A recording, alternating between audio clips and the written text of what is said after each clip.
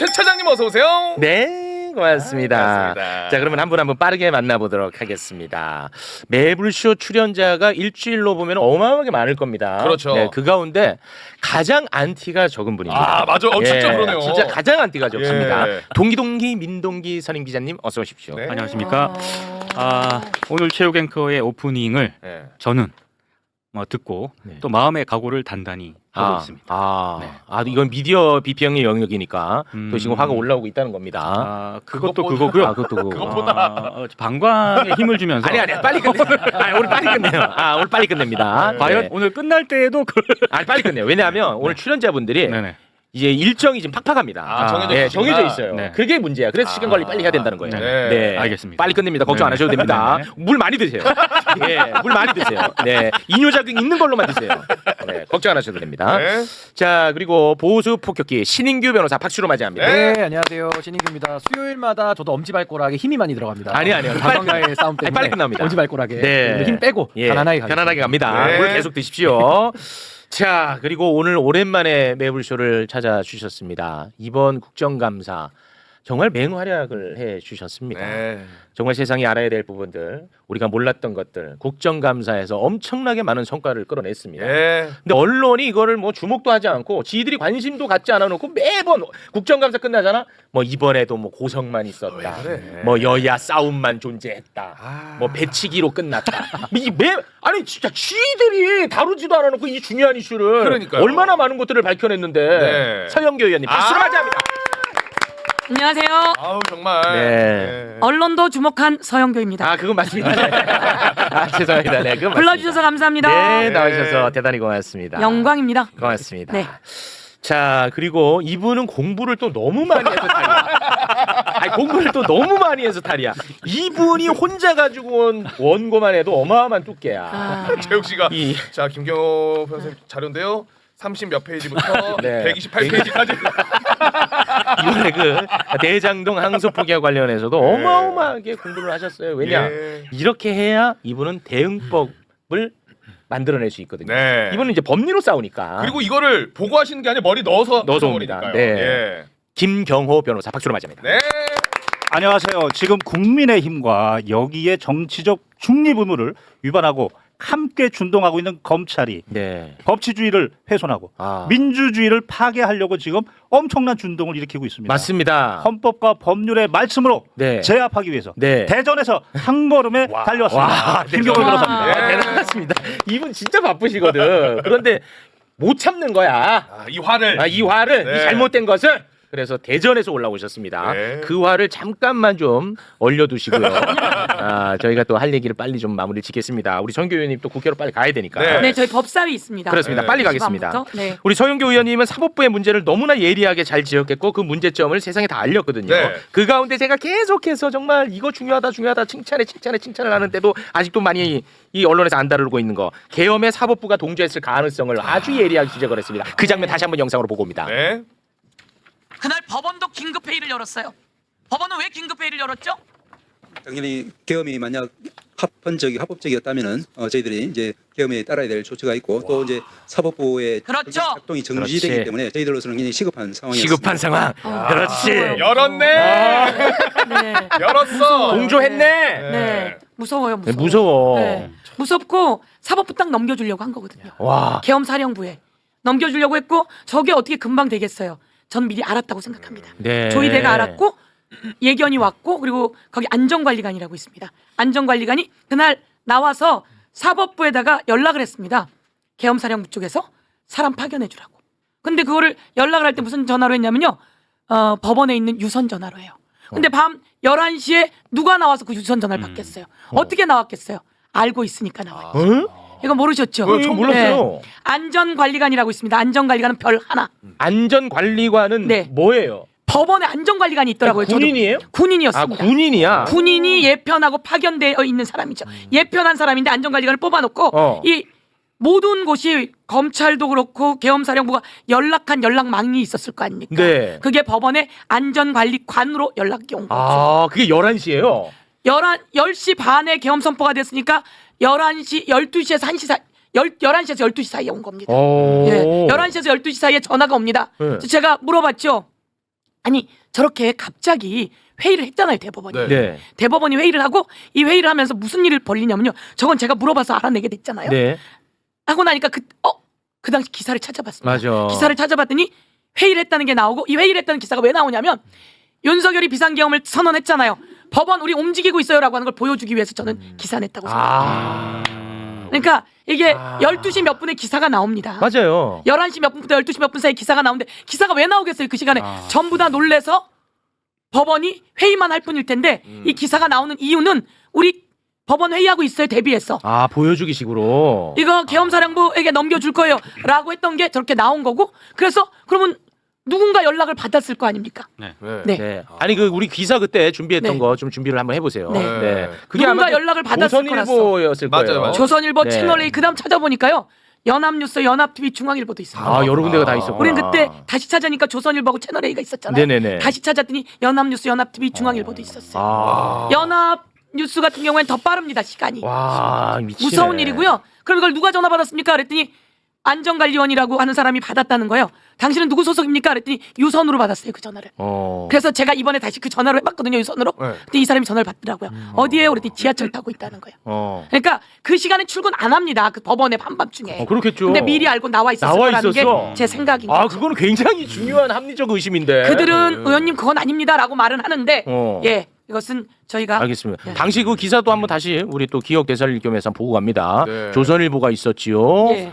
예. 비상계엄 관련 긴급 심야 간부 회의 진행. 이게 근데 윤석열에게 보여주기식 그게 제 보도였을 생각인데 것이라는 이 촉은 추측. 맞습니다. 가능성 굉장히 네. 높은데. 저게 0시 46분 기사잖아요. 연합뉴스는 0시 20분인가 그렇습니다. 나왔네. 더 빨리 나왔고 그러면 누가 그 기사를 쓸 수 있겠어요? 브리핑 해주니까 썼겠죠. 그렇지. 우리 변호사님. 안전관리관이라고 네, 말씀하셨는데 안전관리관. 저는 군에 13년 있었잖아요. 그렇죠. 예비역 중에 일자리 제2막으로 일자리로 이 자리는 뭐냐면 주된 임무가 예비군 관리입니다. 맞아요. 대법원에 있는 사람들도 예비군 업무가 있죠. 네네네. 각 부처마다 다 예비군 업무가 있습니다. 또 유사시에 그런 업무들을 해야 되고 그 사람입니다. 그 사람이고 예비군무는 밤에 할 이유가 없죠. 그렇죠. 그런데 이 사람들이 예비역들이 서로 시험 보고 서로 피 터지게 가고자 하는 자리 몇 군씩 있는데 그 중에 대법원. 여기는 예비역 정도 장군 정도 돼야 갈 수 있는 자리입니다. 그래서 수시로 여기는 육사 출신인 것 같고 수시로 육사 지금 출신입니다. 그렇습니다. 수시로 김용현의 측과 연락을 했을 가능성은 그렇습니다. 너무나 농후하다. 원스타 출신. 예 맞습니다. 그래서 예비군 이게 관리하는 사람들이에요. 대법원, 이거 검찰 이쪽에 전부 다 있고 이들이 김용현과 연락했다는 게 지금 우리가 가져온 자료고요. 이거는 국회에도 특검에서도 보고 있는 국회에 거고요. 김용현 라인 한 명 들어가 있었잖아요. 그렇죠. 그런 식으로 네. 그게 다 예비군. 있었단 거야. 예, 예비군. 국회에도 있고 그렇죠. 대법에도 있고 했던 거야. 각 부처에 다 너무 있습니다. 찾을 게 많아서 여기서 중요한 건 와. 밤 11시 몇 분에 이 사람들이 전화를 받는다는 거예요. 어떻게 그 시간에 나와요? 그래. 저희가 알아보니까 이 직업의 이 일자리는 9 to 6예요. 그 시간 9시 출근해서 6시 퇴근하는 아주 꽃보지게 자리였는데 대박이다, 이거. 그날 그 시간에 가서 있었던 엄청난 거 거죠. 잡아냈어. 네. 야 평시에는 전혀 그 시간이 있을 수가 없는데. 그렇습니다. 그렇게 이제 추정하는 네. 겁니다. 그리고 자. 전화를 계엄사령부로부터 6번인가를 받습니다. 한 분이 새벽 3시까지 받습니다. 와. 누구를 파견시켜줘? 회의를 했는데 해제가 되니까 파견을 머뭇거리죠.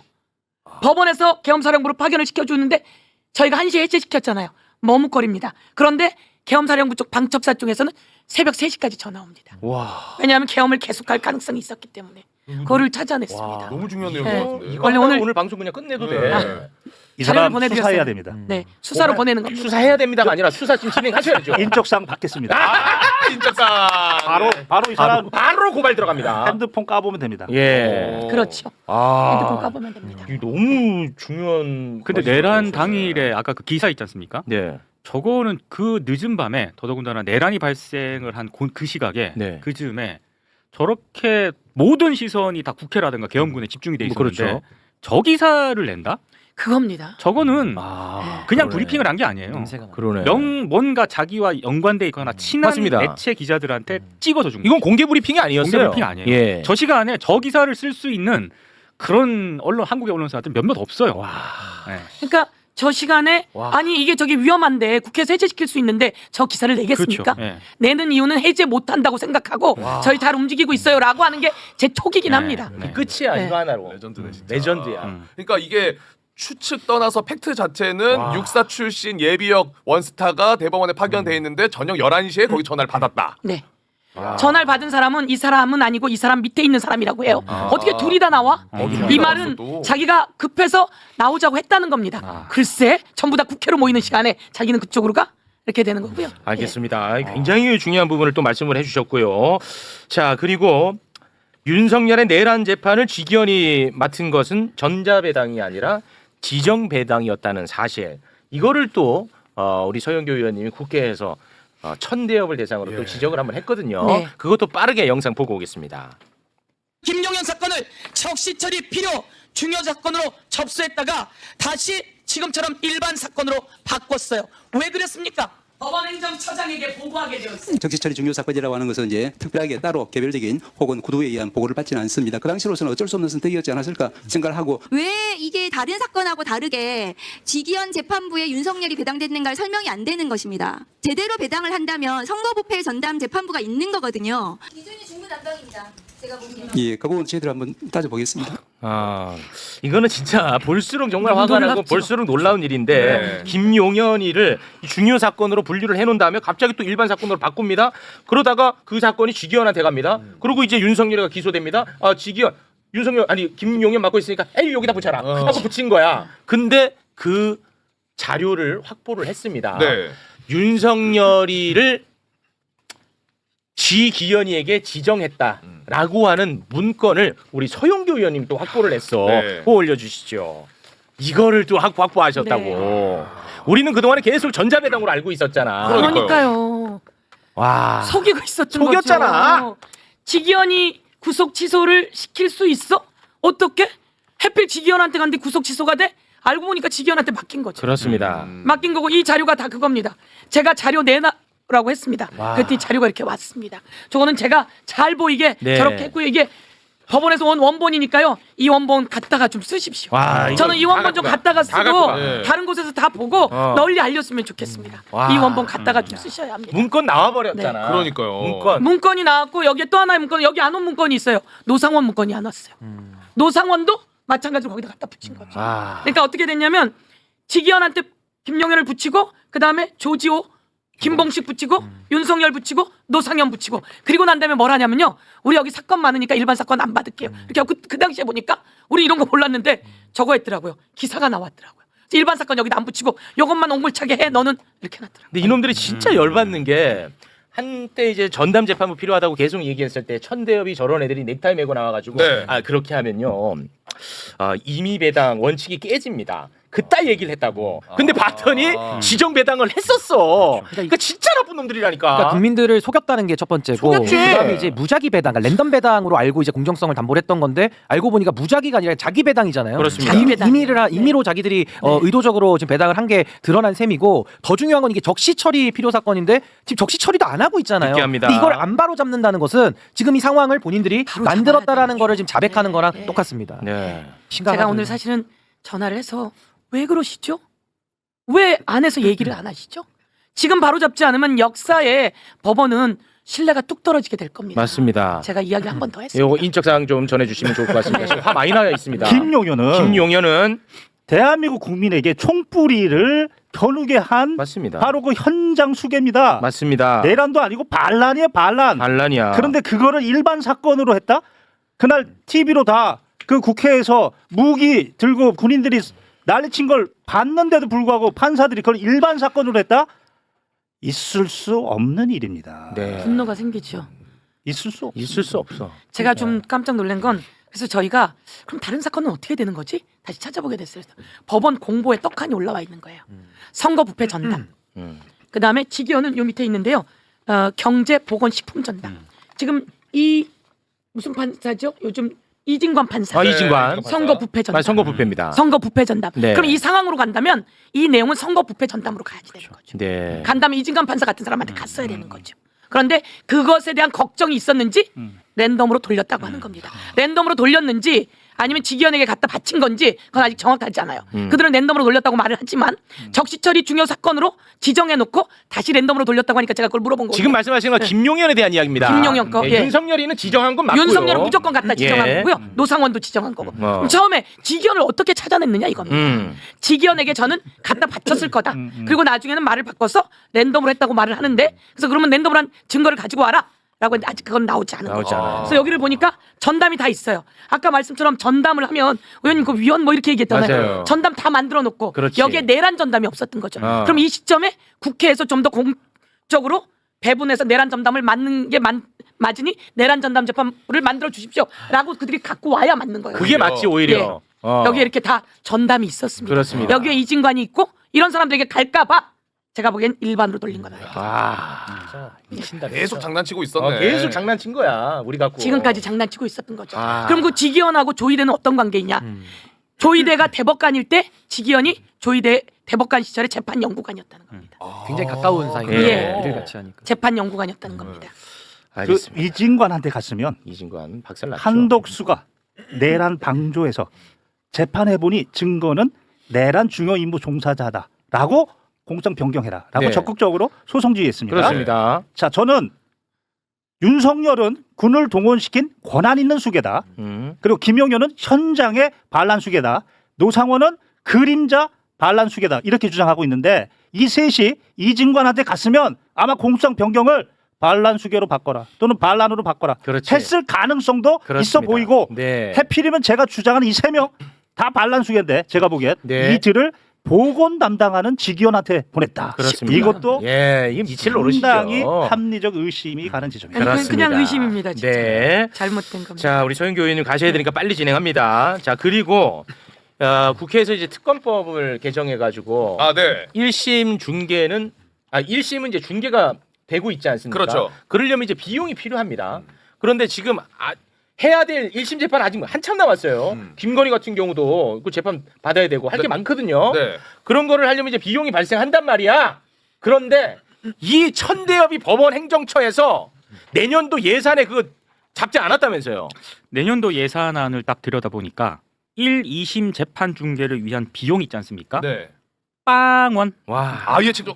아예 책정을 안 했습니다. 와. 그러니까 대법원이 예산을 요청만 하면 되는데 현재 예산은 빵원입니다. 천대엽이는요 이 중계에 대해서 아주 부정적 시각을 노골적으로 드러냈던 자입니다. 머리 하얗고 양복 입고 넥타이맨 천대엽이 영상 잠깐 보고 오겠습니다. 전체적인 중계가 아무리 제한 없이 이루어진다고 하면 결국 또 그 부분도 말씀하신 것처럼 이제 충실하고 또 객관적인 진실에 부합하는 재판 이루어지는데 좀 장애가 될 수 있겠다 이런 걱정을 좀 하고 있습니다. 자 천대엽이 대법관들 증언한다고 하니까 그때는 1조 4천억 원 내놓으라고 했던 놈이잖아. 땅이 비싸요. 1조 4천억. 네. 그런데 이거는 돈을 영원이야. 이거 근데 어떻게 합니까 이 저게 천대엽이. 말이 안 맞는 게 모든 재판은 공개되게 돼 있고요. 그 공개를 이제 중계 형태로 하는 것뿐인데 그렇죠. 중요하니까요. 아니 근데 무슨 뭐 충실한 심리에 방해가 된다고 얘기하는데 오히려 중계를 해야 더 준비 잘 해오죠. 그렇습니다. 판사도 그렇고, 검사도 그렇고. 그리고 생중계가 아닙니다. 그렇죠. 예. 네, 거기서 이제 또 필요한 부분들은 거를 수가 있으니까. 맞아요. 네. 이거를 뭐 충실한 재판 심리를 위해서 중계는 안 된다? 이런 모순이 어디 있습니까? 저는 근데 좀 궁금한 게 우리가 지금 중계 영상을 보고 있잖아요. 네. 근데 김건희 재판은 왜 볼 수가 없어요? 김건희 같은 경우에는 지금 이제 그 금품 수수 관련해서 지금 재판을 받고 있고 네. 국정농단 건은 아직까지 재판을 받고 있지 않아요. 그거는 이제 중계가 될 겁니다. 네, 그럼 이제 국정농단. 그런 것들을 중계하려면 비용이 발생하는 거예요. 그럼 있어야 돼. 그러면 당연히 이번에 예산 청구를 했어야 되는데 하지 않았던 거야. 이 사건의 중심은 내란 및 저는 반란까지 네. 피해자가 누구냐? 전 국민이라는 거예요. 전 국민이야. 피해자가 전 국민이에요. 그렇습니다. 피해자가 간접이 아니고 직접이에요. 네. 봐야죠 재판을. 그렇습니다. 그래서 헌법 109조 공개 재판. 네. 헌법 당연히. 109조에 당연히 공개 재판이 원칙으로 돼 그렇죠. 있으니까 궁금한 김건희 재판도 공개해 보죠. 저희가 강력히 요구해 보겠습니다. 네. 아니 그 네. 국정농단 관련해 가지고는 이제 재판 진행되면 그 무조건 네. 공개할 겁니다. 예. 자, 지금 이제 소영교 의원님은 가셔야 되니까 끝으로 하실 말씀 짧게 하시면서 마무리를 짓겠습니다. 저희는 지금 대장동권 이게 아주 시끄럽기 때문에 그거 이제 박살 내러 가야 네네네. 됩니다. 저 그거 하러 왔는데. 네. 시간이- 대장동권. 네. 시간이. 중요한 것은 네이밍입니다. 찐용 검사들 커밍아웃입니다. 그동안 이야기하셨잖아요. 이 사람 이상한데 왜 여기 그대로 뒀지? 맞아요. 이 사람 이상한데 왜 검사장에 그대로 뒀지? 네. 했잖아요. 네. 그런데 이거 다 알지 못하잖아요. 그렇습니다. 근데 이번에 찐용 검사들 이름 쫙 나왔잖아요. 그렇습니다. 스스로 쫙 밝혔잖아요. 다 튀어나옵니다. 제가 만들어 왔어요. 아. 네. 검사장들 이름 쫙. 그리고 지청장들 이름 쫙. 네. 다 제가 튀어나와. 다 찾으라고 했습니다. 그렇습니다. 검사장들이 이렇게 얘기합니다. 검사장 18명이 이거에 대해서 항의했다. 그래? 그럼 18명 이름 다 내놔. 제가 다 내놨고요. 그런데 여기서 중요한 건 그래서 이 이름은 찐용 검사들의 커밍 아웃. 아웃. 그동안 마음고생하셨는데 다 이름 나왔어요. 네. 그 중에 자기 안 낄까봐 한동훈도 튀어나왔잖아요. 그러니까 나도 나도 찐윤이었다. 네. 까먹지 마라. 튀어나왔죠. 주진우도 더 열심히 해요. 뒤처질까봐. 그렇습니다. 그래서 이거는 항소 포기 관련 이렇게 이야기하면 안 되고요. 찐윤들의 커밍아웃이고요. 그다음에 찐윤들의 사법 쿠데타입니다. 그렇습니다. 찐윤들의 쿠데타입니다. 네. 찐윤들의 쿠데타고 여기서 아주 재밌는 얘기 하나 할게요. 항소를 해야 하는데 항소하지 않은 자들이 있어요. 장동혁. 그거 저희 준비했어요. 자, 네. 그러면 제가 보여드릴게요. 네. 네, 요거 보고 가세요. 네, 네. 하나 일단은 더 있어요. 거기 붙여드릴 예, 거. 제가 보여드릴게요. 일단 그 검찰이 항소 포기한 것은 세상에 있을 수 없는 일이라고 장동혁이가 난리 치고 있거든. 그렇죠. 일단 장동혁이가 난리 치는 것부터 보고 해야 돼. 그렇죠. 네. 일단 장동혁이 모습 보겠습니다. 이재명이라는 사람이 대통령의 자리에 앉아 있기 때문에 일어나는 일들입니다. 단군 이래 최대의 개발 비리 범죄가 알았어. 일부 무죄가 선고됐는데도 알았어. 항소를 포기했습니다. 알았어. 정성호 법무부 장관이 말 좀 빨리 신중하게 결정하라고 알았어. 했다는 말이 저에게는 조폭 두목이 밤길 조심하라는 말로 들립니다. 알았어. 이 모든 것은 이재명 때문입니다. 국정조사와 특검을 통해서 이재명을 탄핵해야 합니다. 알았어.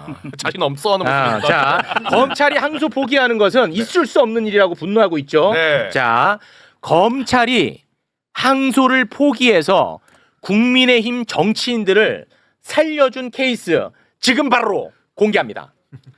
자, 장동혁 의원 검찰이 벌금 100만 원 구형했거든요. 그러면 이제 의원직 상실이죠. 그렇죠. 무죄 선고가 났습니다. 네. 1심에서 항소 포기했고요. 의원직 유지하고 있고. 의원직 유지됐죠. 자, 박수영 국힘의원 벌금 150만 원 검찰이 구형했거든요. 의원직 상실이죠. 벌금 90만 원 나왔어요. 네. 근데 항소 포기해가지고 의원직 유지가 됐습니다. 그리고 조수진 이제 전 의원인데 국힘의원 벌금 150만 원 구형했습니다. 네, 검찰이. 구형대로 나오면 이것도 의원직 상실이죠. 그렇습니다. 그런데 1심에서 벌금 90만 원 나왔고요. 의원직이 유지가 됐고요. 그리고 원희룡 제주지사 전 제주지사죠. 벌금 150만 원 구형했는데 벌금 80만 원 나왔습니다. 지사직을 그때 유지를 했습니다. 네, 이 전자를 붙이면 안 돼요. 왜냐면 당시에 현직일 때 그렇죠. 나왔던 거기 현직일 때 때문에. 나왔죠. 그래서 의원직을 유지하느냐 상실하느냐의 문제인데 검찰은 다 상실형을 구형을 했어. 근데 1심 선고는 다 유지형으로 나왔단 말이야. 네. 근데 검찰 항소 포기하고 다 살려줬어. 아니 검찰이 그럼 난리 쳐야지. 아니 우리 100만 원 때렸는데 왜 무죄냐? 난리 쳐야지. 우리 항소해야 된다. 이래야지. 그렇지. 예. 의원님, 네. 박살내주세요 이것들 진짜. 난리 쳐야죠. 난리 쳐야 되는 것들이 난리 안 치고 중요한 건 저런 사건 우리가 못 찾아낼 줄 알았죠. 장동혁 뭡니까? 장동현 뭐야 너? 장동혁이 왜 무죄야? 유죄지. 근데 무죄 줬으니까 항소해야지. 그렇지. 그런데 지가 나와서 얘기하잖아요. 무죄 줬는데 항소 안 해갖고 이재명 때문이라고. 이 사건은 이재명하고 관계가 관계 없어요. 없어. 여기는 이재명하고 관계가 없어요. 이재명하고 관계가 없어요. 이재명하고 관계가 없어요. 라고 여러 번 이야기 말씀드리면서 중요한 건 저 인간들 그 누굽니까? 윤석열 구속 취소했을 때 즉시 항고해야 되는데 즉시 항고, 이들이 신부정이. 모여서 즉시 항고하지 말자고 잡아당긴 것들 아닙니까? 그렇습니다. 그리고 김건희 도이치모터스 무죄 때렸을 때 무혐의 때렸을 때 예? 그때 찍소리도 못 하더니까. 아무 말도 못했죠. 근데 여기서 제가 하나 더 찾아낸 거는 박수영 네. 박수영 항소를 안 했잖아요. 네. 그때 부산지검장이 김창진이라고 해요. 지검장 정도가 결재해야 된다는 거 아닙니까? 근데 여기 지금 거기 들어가 있어요? 서명에다 김창진이 김창진! 내가 나 들어가 있어. 네. 김창진 제가 들어가 어제 있어. 이름 한번 쫙 찾아보자. 같이 찾았어요. 좋다. 예, 박수영 무죄 때렸을 때 어떻든 부산지검장이었다고 항고 포기한 애죠. 그렇죠. 항소 포기하네. 포기하는데 결재는 어떻든 지검장이 할 거 아닙니까? 결재 라인은 지검장이죠. 김창진이에요. 김창진이. 네. 그래갖고 여기다 이름 넣고 그때 화가 안 났는데 지금 화가 나네. 잡았네. 나쁜 사람. 그때 김창진이. 항소 포기하면 안 되죠.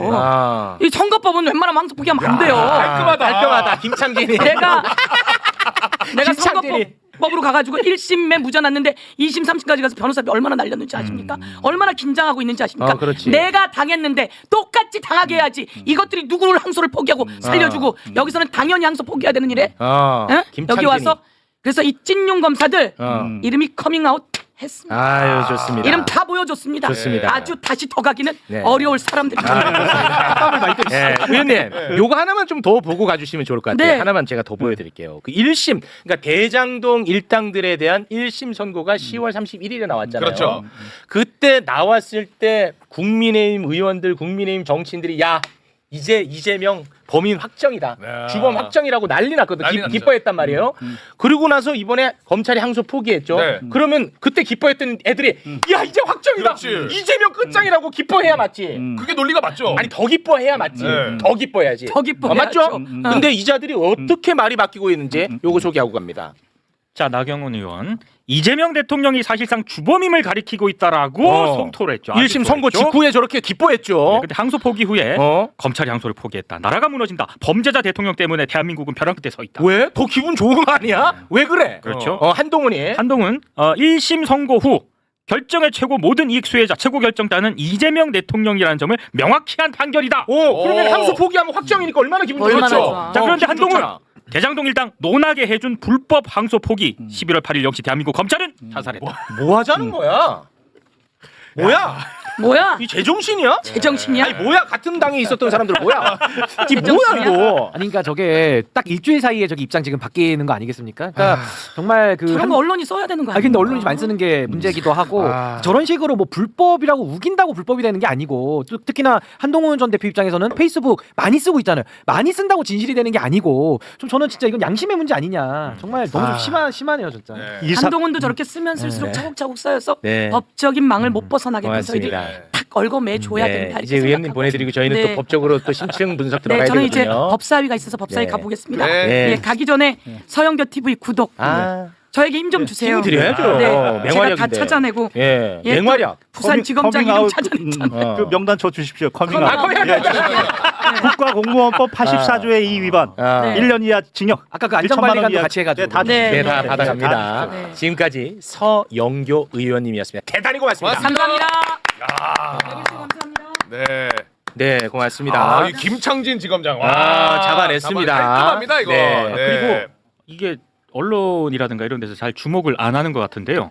제가 한마디만 좀 하고 싶은 게 있습니다. 네. 오늘 장동혁 대표가 국회에서 국힘의원들이 막 그 집회했잖아요. 네, 기자회견하고. 맞아요. 근데 거기서 뭐라고 그랬냐면 무도한 정권이 대장동 항소 포기를 덮기 위해서 오늘 황교안 전 총리를 긴급 체포하고 압수수색하고 있다. 그 뒤에 말이 저는 이건 나중에 문제가 될 것 같습니다. 전쟁이다. 우리가 황교안이다. 뭉쳐서 싸우자. 이거 내란 선전 혐의거든요. 선전 선동으로 잡혀가는 어. 건데. 근데 우리가 황교안이다. 큰일 났네. 뭉쳐서 싸우자라고 얘기. 같이 엮였네. 네. 이거는 그건 위험한데? 이건 기억을 해둬야 됩니다. 박제해둬야 아니, 됩니다. 기억이 아니라 이거 위험해. 네, 이거 박제해둬야 됩니다. 그런데 이거는 더 재밌는 건 뭐냐면은 장동혁이 그 이야기를 했잖아요. 아니나 다를까 황교안 TV에 그걸 따가지고 올려놨어요. 네, 박제해야 돼요. 이거. 박제했네. 아유, 좋습니다. 본질이 내란 세력이었다. 커밍아웃했다. 커밍아웃 했습니다. 네. 자, 그러면 대장동 항소 포기와 관련해서 법률 쪽으로 조금 들어가 주시면 좋을 것 같습니다. 하시고 싶은 말씀. 네, 이 사건은 일단 2021 고합 970부터 시작해서 네. 9개 정도의 재판이 병합된 사건입니다. 알다시피 일단은 유동규 징역 8년, 네. 4억 벌금 8억 정도 추징. 음. 그다음에 그 김만배 징역 8년, 네. 한 428억 정도 추징. 네, 그거 올려주세요. 예. 그리고 저 변호사 남욱 징역 4년. 그다음에 회계사 정영학인가요? 네. 징역 5년. 네. 그다음에 또 변호사인가요? 정민혁? 그 사람 징역 6년. 네. 그다음에 벌금이 뭐 38억, 추징이 37억 정도. 자, 여기서 중요한 건 뭐냐면 다툼이 없는 게 뭐냐면 검찰이 구형한 징역하고 판사가 선고한 이 선고형하고 일단은 선고형이 더 셌다. 이 부분은 지금 다툼이 없는 것 같아요. 선고형이 더 센 거는 이제 2명. 이제 3명은 이제 선고가 좀 더 약했고. 예, 그 부분 다툼이 없는 것 같고 다툼의 문제는 428억이 뇌물이냐 아니냐. 무죄 나왔다. 그리고 이제 5억 이상이면 특정 경제범죄 가중처벌. 그렇습니다. 이게 또 무죄가 나왔다. 네. 그다음에 공직자 이해 뭐 충돌방지법 무죄가 나왔다. 이거예요. 그런데 항소를 하려면 형사소송법 361조의 5에 보면 1호 이 판결이 헌법 법률 등에 위반되냐. 이게 이제 법리 오해라는 거고. 14호가 사실이 오인된 거냐. 15호가 양형이 부당한 거냐. 일단 사실 다툼은 없어요. 그다음에 양형 부당 아니죠. 지금 말한 2명 정도 더 세게 나왔으니까. 2명은 더 세게 지금 나왔고. 1호예요. 1호. 법리가 위반됐느냐 이거예요. 이제 이걸 타고 이제 검찰 내부의 항소 기준을 보면 여기 조금 헷갈린 게 있었어요. 공개를 안 해가지고. 그 MBC나 이제 저도 처음에 인용했던 건 공소심사위원회의 운영 지침. 옛날에 있었대요. 근데 지금은 없어졌어요. 통합됐대요. 2분의 1, 3분의 1 뭐 이런 기준이었는데 없어졌고. 그다음에 지금 말하는 거는 지금 못 따라옵니다. 박 수사님. 검찰 아니 가만히 계세요. 못 따라가니까. 검찰 내에 1심 선고가 나오고 항소를 하려면 네. 요로 할 때 항소를 한다고 검찰 자기 자체적으로 내부 기준을 세워놨나 봐. 그 말씀을 하고 계시는 겁니다. 그렇죠. 지금 네. 언론에 공개가 안 되니까 여러 버전을 지금 맞아. 인용하고 있는데 맞아. 이것들은 다 폐지된 걸 얘기하고 있는 거예요. 또 하나는 네, 양형 기준에 따른 뭐 구형 및 상소 지침 이것도 없어요. 지금은 뭐냐면 지금 뭐예요? 네, 검사, 구형 및 상소에 관한 업무 처리 지침 뭐 이 정도가 있는 것 같아요. 네. 근데 이거는 지침인데 공개를 안 해요. 국회의원이 내놔라 하도 공개를 안 해요. 이상한 놈들이네. 예, 근데 어떤 이상한 기자가 뉴스원의 장보식이 기자가 이걸 본 것 같아요. 거기 보면은 17조도 인용을 하고 18조도 인용을 해요. 근데 국회의원한테는 아무 영향가 없는 14조와 14조의 2를 공개를 했는데 네. 여기는 뭐냐면 14조에서 항소 기준이 뭐냐면 형종이 변경됐다. 징역을 구형했는데 예를 들어서 벌금형. 이 사안 아니에요. 두 번째 1항의 2호가 뭐냐면 징역을 구형했는데 2분의 1밖에 안 됐다. 미만. 이 사안 아니죠. 그건 아니에요. 3호 징역을 구형했는데 집행유예가 나왔다. 이것도 그건 아니에요. 아니에요. 4호 선고유예. 이것도 아니에요. 그러니까 여기 적용이 안 돼요. 그다음에 14조의 2가 뭐냐면 강조, 중요 사건. 1항에서 중요 사건은 이러이러한 거다. 대장동 중요 사건일 수 있어요. 그렇죠. 2항은 뭐냐면 그때에는 구형한 거하고 선고형량의 3분의 2 기준, 3분의 2 미만이면 항소한다. 해당이 안 되죠. 여기도 해당이 안 돼요. 그다음에 3항이 뭐냐면 재량이다. 항소는 재량이다. 정의, 형평, 구체적 타당성 가지고 그때 항소를 결정한다. 여기서 중요한 게 17조. 지금 왜 그러냐면 공개가 안 된 17조. 17조인데 왜 그러냐면 지금 428억 이거 뇌물 약속한 거잖아. 이게 왜 무죄야? 그다음에 야 이렇게 많은 큰 돈인데 5억 이상 이게 안 되냐? 왜 특경법이 무죄야? 뭐 이런 거예요. 그렇습니다. 자, 이게 바로 17조예요. 17조는 무죄의 경우에 무죄는 전부 무죄도 있고 이건 일부 무죄죠. 일부 무죄죠. 이유 무죄죠. 전부 무죄 중에 이유 무죄예요. 무죄의 경우에는 판결의 내용과 번복 가능성 그리고 상소, 항소 실익을 고려해야 한다라고 돼 있어요. 자 하나씩 볼게요. 먼저 뇌물의 경우에 그 유동규하고 김만배하고 428억 정도를 뭐 약속했다. 네, 맞아요. 뇌물로 약속했다. 네. 근데 이거를 판시 이후 691페이지예요. 판결문이 책이에요, 책. 네. 여기에 판시를 보면 이렇게 돼 있어요. 이들은 처음부터 이 사업업자를 김만배로 하기로 했다. 처음부터 미리. 그래서 김만배에게 가장 유리한 그 지침, 기준을 처음부터 만들었다. 그래서 아무도 이 사업을 딸 수가 없었다. 김만배만 따게 해놨다. 그리고 김만배는 그걸 이용해서 이익을 축소시켰다. 그래서 재판부가 이 판결한 건 뭐냐, 판시한 건 뭐냐면 이들이 2015년 6월 15일 날 그 계약을 체결한 날 그게 바로 배임의 기수다. 배임의 기수, 배임이 완성됐다. 사전에 이렇게 모의해가지고 얘가 꼭 되는 거야. 그리고 얘가 될 수 있도록 기준을 이렇게 하는 거야. 라고 배임이 완성됐다는 거예요. 네. 그래서 이들은 배임죄의 공동정범이에요. 배임죄의 공동정범인데 나중에 이익이 생기면 이 중에 유동규한테 428억 주고 나머지는 내가 갖는다. 그렇죠. 분배 개념이에요. 뇌물은 뭐냐면 내 돈인데 내가 내 주고 돈인데 그 직무 대가로. 관련성 너한테 준다는 거야. 오케이. 이게 다르다는 거야 지금. 다르다는 거야 오케이, 지금. 됐다, 이 부분을 이제. 지적하는 거야. 또 하나는 좋았다 이거. 그러니까 또 하나는 이거 좋았어요, 김경호 변호사님. 5억 이상. 첫 번째 수사팀은 업무상 배임이었어. 특경법 아니었어. 두 번째 수사팀이 갑자기 이제 뭐 이렇게 난리친 건데 그건 뭐냐? 2015년 6월 15일 날 배임이 완성이 됐는데 네. 이때에 보니까 향후 아파트의 가격이 얼마 뛸지에 대법원 판례 기준 모른다. 몰라. 그렇지. 모른다. 이때 기수인데 모른다. 따라서 이게 5억 이상인지 법리적으로 이야기할 수 없다. 특경법을 적용할 수 없다. 특정이 안 됐다. 이거는 그들이 부당으로 이익을 취했으면 민사에서 부당 이득으로 가져오든지 얘들끼리 범죄를 했으면 손해배상으로 갖고 올 문제인 것이다. 됐다. 그리고 또 하나 또 있어요. 이해관계 충돌. 이해관계 충돌. 이거는 이미 공소시효가 지났다. 연소다. 따라서 이유무죄 부분이 판결문의 내용과 번복 가능성이 없다는 게 지금. 그래서 항소 실익이 없다는 게 항소의 지금. 실익이 없다는 게 거기서 나오는 그렇죠. 거군요. 이제 됐어. 그렇지. 이게 근데 이 정말 너무너무 중요한 부분을 콕콕 잘 짚어주신 것 같아요. 쉽게 잘 설명해 주셨는데 제가 이 아침에 내가 방송 때 화났다고 했잖아요. 네. 이놈의 평론가들은 공부도 안 하고 방송에 나온단 말이야. 그래서 아마 이 이야기도 무슨 말인지 못 알아먹었을 거야. 그래서 내가 왜 화났고 어떤 부분을 바로잡아야 되는지 요거만 잠깐 이야기를 하고 이야기 네네. 이어가겠습니다. 좋아요. 자기는 내가 오늘 방송 듣는데 자기는 엄청나게 중립적인 사람인 것처럼 얘기를 해. 그러면서 딱 이렇게 얘기를 시작하는 거예요. 그 사람이. 자, 우리 이 대장동 항소폭이 정파적인 것을 좀 빼고 이야기합시다. 아마 그러더라고. 시작을 딱 도입을 그렇게 갖고 가더라고. 네. 우리 정파적인 거 빼고 이야기합시다. 딱 그러더라고. 그러니까 자기는 엄청나게 중립적이라는 거야. 그러면서 이런 얘기를 합니다. 지금 대장동 수사가 조작됐다고 하는 사람들이 많은데, 아니 그러면 그 사람들은 김만배가 무죄라고 생각하는 겁니까?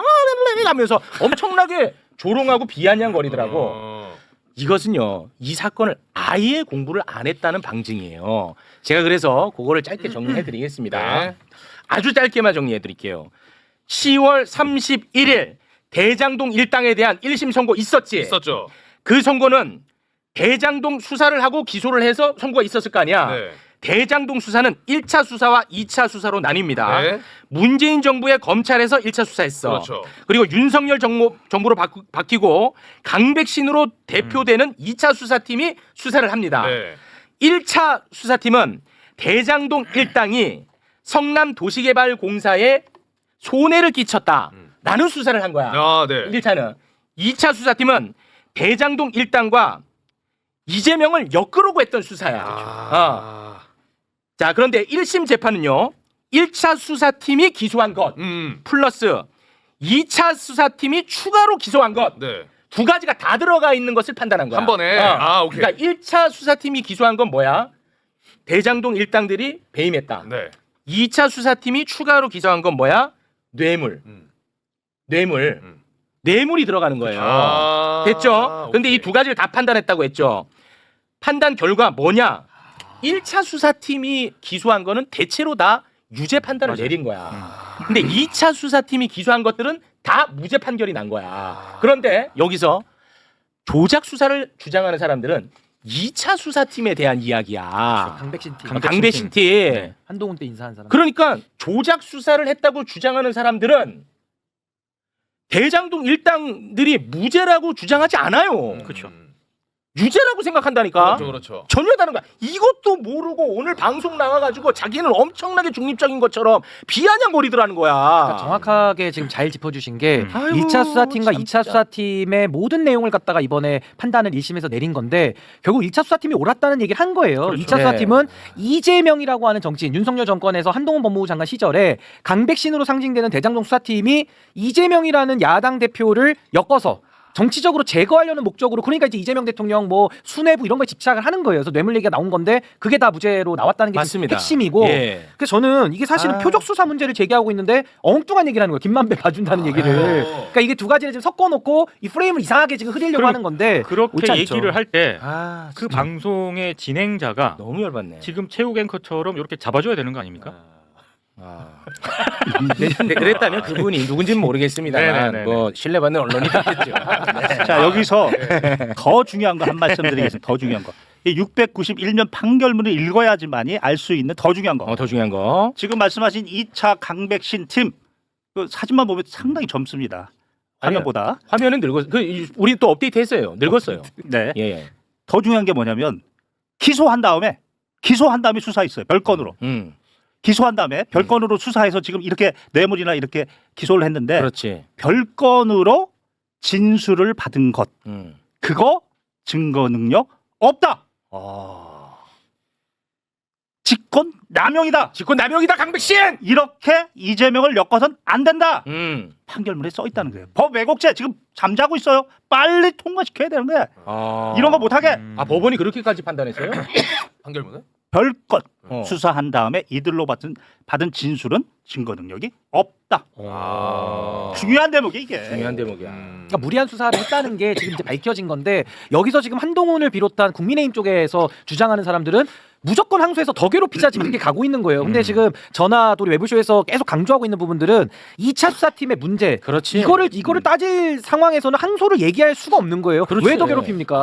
그러니까 이 부분이 저는 가장 핵심이기 때문에 네. 지금 한동훈 대표가 써올린 공이잖아요. 네. 2차 수사팀이 무슨 짓을 했는지를 밝혀내야죠 이제. 왜 한동훈 얘기를 하냐? 2차 수사팀 당시 수사할 때 법무부 장관이 한동훈이기 때문에 말씀하신 겁니다. 인사를 한 거죠. 그렇습니다. 네, 수사팀을 꾸린 거죠. 네. 이거 이 간단한 것도 공부를 하지 않고 그렇게 비아냥대더라니까 오늘 방송에서. 아니 내가 그러니까 돌아버리지. 아니 그렇죠. 샤워 전면 수도했어. 샤워를 아, 너무 화가 나더라고 내가. 아니 이것도 공부 안 하고 뭘 비아냥거리냐? 야. 굳이 샤워를 전면 수도할. 아니 너무 화가 나잖아. 아니 그래놓고 본인은 엄청 중립이라고 하고 아마 나 같은 사람은 어떤 편향적이라고 할 거 아니야. 민주당 편향적이 막 이렇게 생각할 거 아니야. 그렇죠. 야, 근데 이거 진짜 중요한. 저는 이해가 확 됐어요. 확됐지? 이해가 진짜 확 됐어요. 그래요? 아. 자, 그래서 2차 수사팀이 추가 기소한 것은 다 무죄가 나온 거야. 그래서 이게 지금 범죄자들의 범죄 수익금 환수와 관련해서 액수가 엄청 크잖아. 네. 검찰은 이번에 한 7천억 정도를 했단 말이야. 음. 2차 수사팀이 들어오면서 배임액을 엄청나게 증가시켜 버렸어. 아, 또 금액도. 그러니까 1심 선고에서는 그거를 인정을 안 한 거야. 오케이, 무슨 말인지 알겠지 그것도. 오케이. 아. 그러니까 지금 되게 중요한 게 2차 수사팀의 잘못에 대해서 그 강백신 팀의 수사, 한동훈이 만들어놓은 그 팀의 수사가 잘못했냐 불법이냐 이걸 따져야 되는 거지. 그걸 항소를 올려가지고 항소심 가서 대장동 재판에서 하자 그게 잘못됐다는 얘기입니다. 그렇습니다. 수사 자체는 문제 삼는 거예요. 네. 큰일 났다. 시간이 너무 많이 흘렀는데 그러니까요. 지금 다음 출연자분이 지금 가시기 10분 전이에요. 저분도 오늘 그러면 끊어갖고 하나만 오셨는데. 이야기하고 제가 나가겠습니다. 제가 뚜껑이 열린 부분이 뭐냐면 뚜껑이 열렸습니다. 뭐냐면 검사 동일체 원칙이 있습니다. 검찰청법 7조의 2입니다. 검찰청법 7조와 정부조직법 6조와 그에 따른 행정권한의 위임위탁의 규정 7조는 동일합니다. 무슨 말이냐면 상급자가 승인을 요구하지 마라. 상급자가 승인을 협의하지 마라. 금지입니다. 여기 7조도 그렇습니다. 근데 7조의 2를 만들어서 검사가 동일하다. 그러니까 검사장이 또는 검찰총장이 내 말 들어. 너 안 들으면 네 사건 내가 땡겨.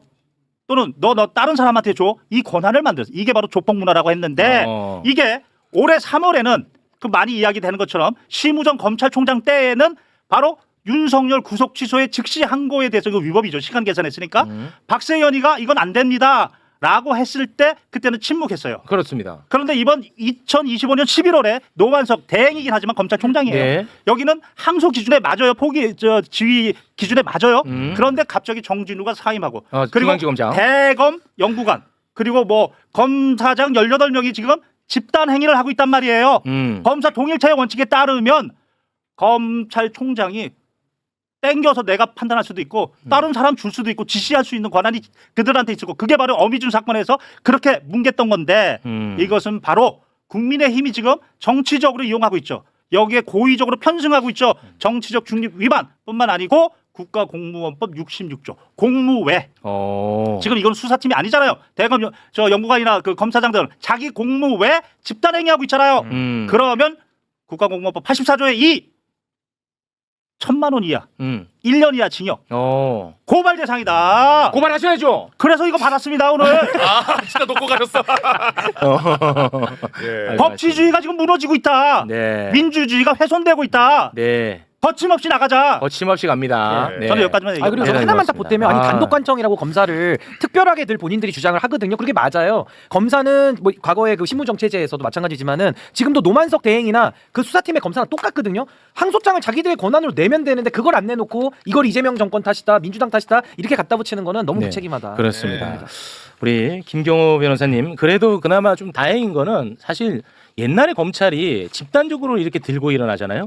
그러면 검찰이 무조건 이겼습니다. 그렇죠. 무조건 이겼어요. 그렇죠. 왜냐? 그때는 최욱이 없었으니까. 동의합니다. 자의식이 너무 그래, 올라가. 이게 농담입니다. 죄송합니다. 네, 고맙습니다. 자, 그러면은 민주당도 바로 꼬랑지 내렸습니다. 그렇죠. 실제로 그랬습니다. 근데 이번에는 민주당이 세. 그러니까요. 자, 그 장면만 한번 좀 보고 가겠습니다. 네. 자, 볼까요? 검찰이 대장동 사건 항소 자제 결정에 대해 전국 지검장과 지청장들이 집단 반발하고 나섰습니다. 항명입니다. 명백한 국기문란 사건입니다. 불법 수사 봐주기 수사했던 검사들이 오히려 수사 대상이 되니까 겁먹은 겁니다. 겁먹은 개가 요란하게 짖는 법입니다. 민주당은 국정조사, 청문회, 특검 등 가능한 모든 수단을 동원해 그 과정에서 불법, 위법이 드러난 검사들에 대해 사법 처리하겠습니다. 민주당은 법적, 행정적 모든 수단을 총동원해서 정치검사들의 반란을 분쇄할 것입니다. 항명에도 파면되지 않는 검사징계법, 사실상 검사특검법인 이 검사징계법을 폐지하겠습니다. 그동안 정치검사들에 의해 저질러졌던 각종 조작수사와 기소의 진실, 정치검사들의 항명을 빙자한 반란 실체를 낱낱이 밝혀내도록 하겠습니다. 네. 법적 처리 얘기가 나왔으니까 좀 혹시 부연할 부분이 있을까요? 저는 이제까지 군 검찰과 피 터지게 싸웠습니다. 윤석열 때문에 사회에 나왔고 지금 검찰과 뭐 자이든 타이든 피 터지게 싸우고 있습니다. 끝까지 싸울 겁니다. 네. 김경호 변호사였습니다. 대단히 고맙습니다. 고맙습니다. 자, 대장동 관련해서는 그래도 이건 뭐 자의식 과잉이란 평가를 받을지 모르겠지만 대한민국에서 매불쇼가 제일 그건 맞아요. 잘 다루는 것 같아. 이건 맞지 않나? 저는 솔직하게 말씀드리면은 네. 1차 기소, 2차 기소 이렇게 기소한 게 각각 수사팀에 따라 나뉘어져 있고 이번에 같이 판 이거 오늘 처음 알았어요. 처음 알았습니다. 솔직하게. 네, 솔직하게 갑니다. 예. 그러니까 그게 이제 맞는 이유가 우리 최욱임 씨님의 정리, 정리. 그리고 어제 공개된 그 봉으로 시작되는 증거 자료, 요걸로 그냥 다 근데 정리합니다. 이게 굉장히 중요한 게 약간 복잡한 부분이 있다고 느껴지니까 너무 어렵다 싶으면 이게 놔버리게 되거든. 그래서 요새 언론이 어떻게 이거 보도하냐면 이 재밌어요. 네. 이게 톤 저널리즘이에요. 오늘도 어떤 뭐 유력 언론사야. 거기서 아무런 보도 가치가 없는 건데 1번 보도야. 1번. 뭐냐? 여러분 그러니까 톤이야. 여러분 뭐 놀라지 마시오. 뭐 대단한 일이 있는 것 같아. 네. 그러면서 그 내용이 뭐냐면 법무부 차관이 노만석 검찰총장 직무대리한테 전화를 해서 세 가지. 아니 그거 아니야. 전화를 해서 법무부 장관이 신중하게 검토하라고 했다라는 말을 전했다는 거야. 이건 보도 가치가 하나도 없는 얘기거든. 그렇죠. 법무부 장관이 특정 사건에 대해서 검찰총장을 통해 수사 지휘할 수 있습니다. 네. 그런데 할 수 있거든. 근데 심지어 그렇게 하지도 않았어. 그리고 신중히 검토하라는 거잖아.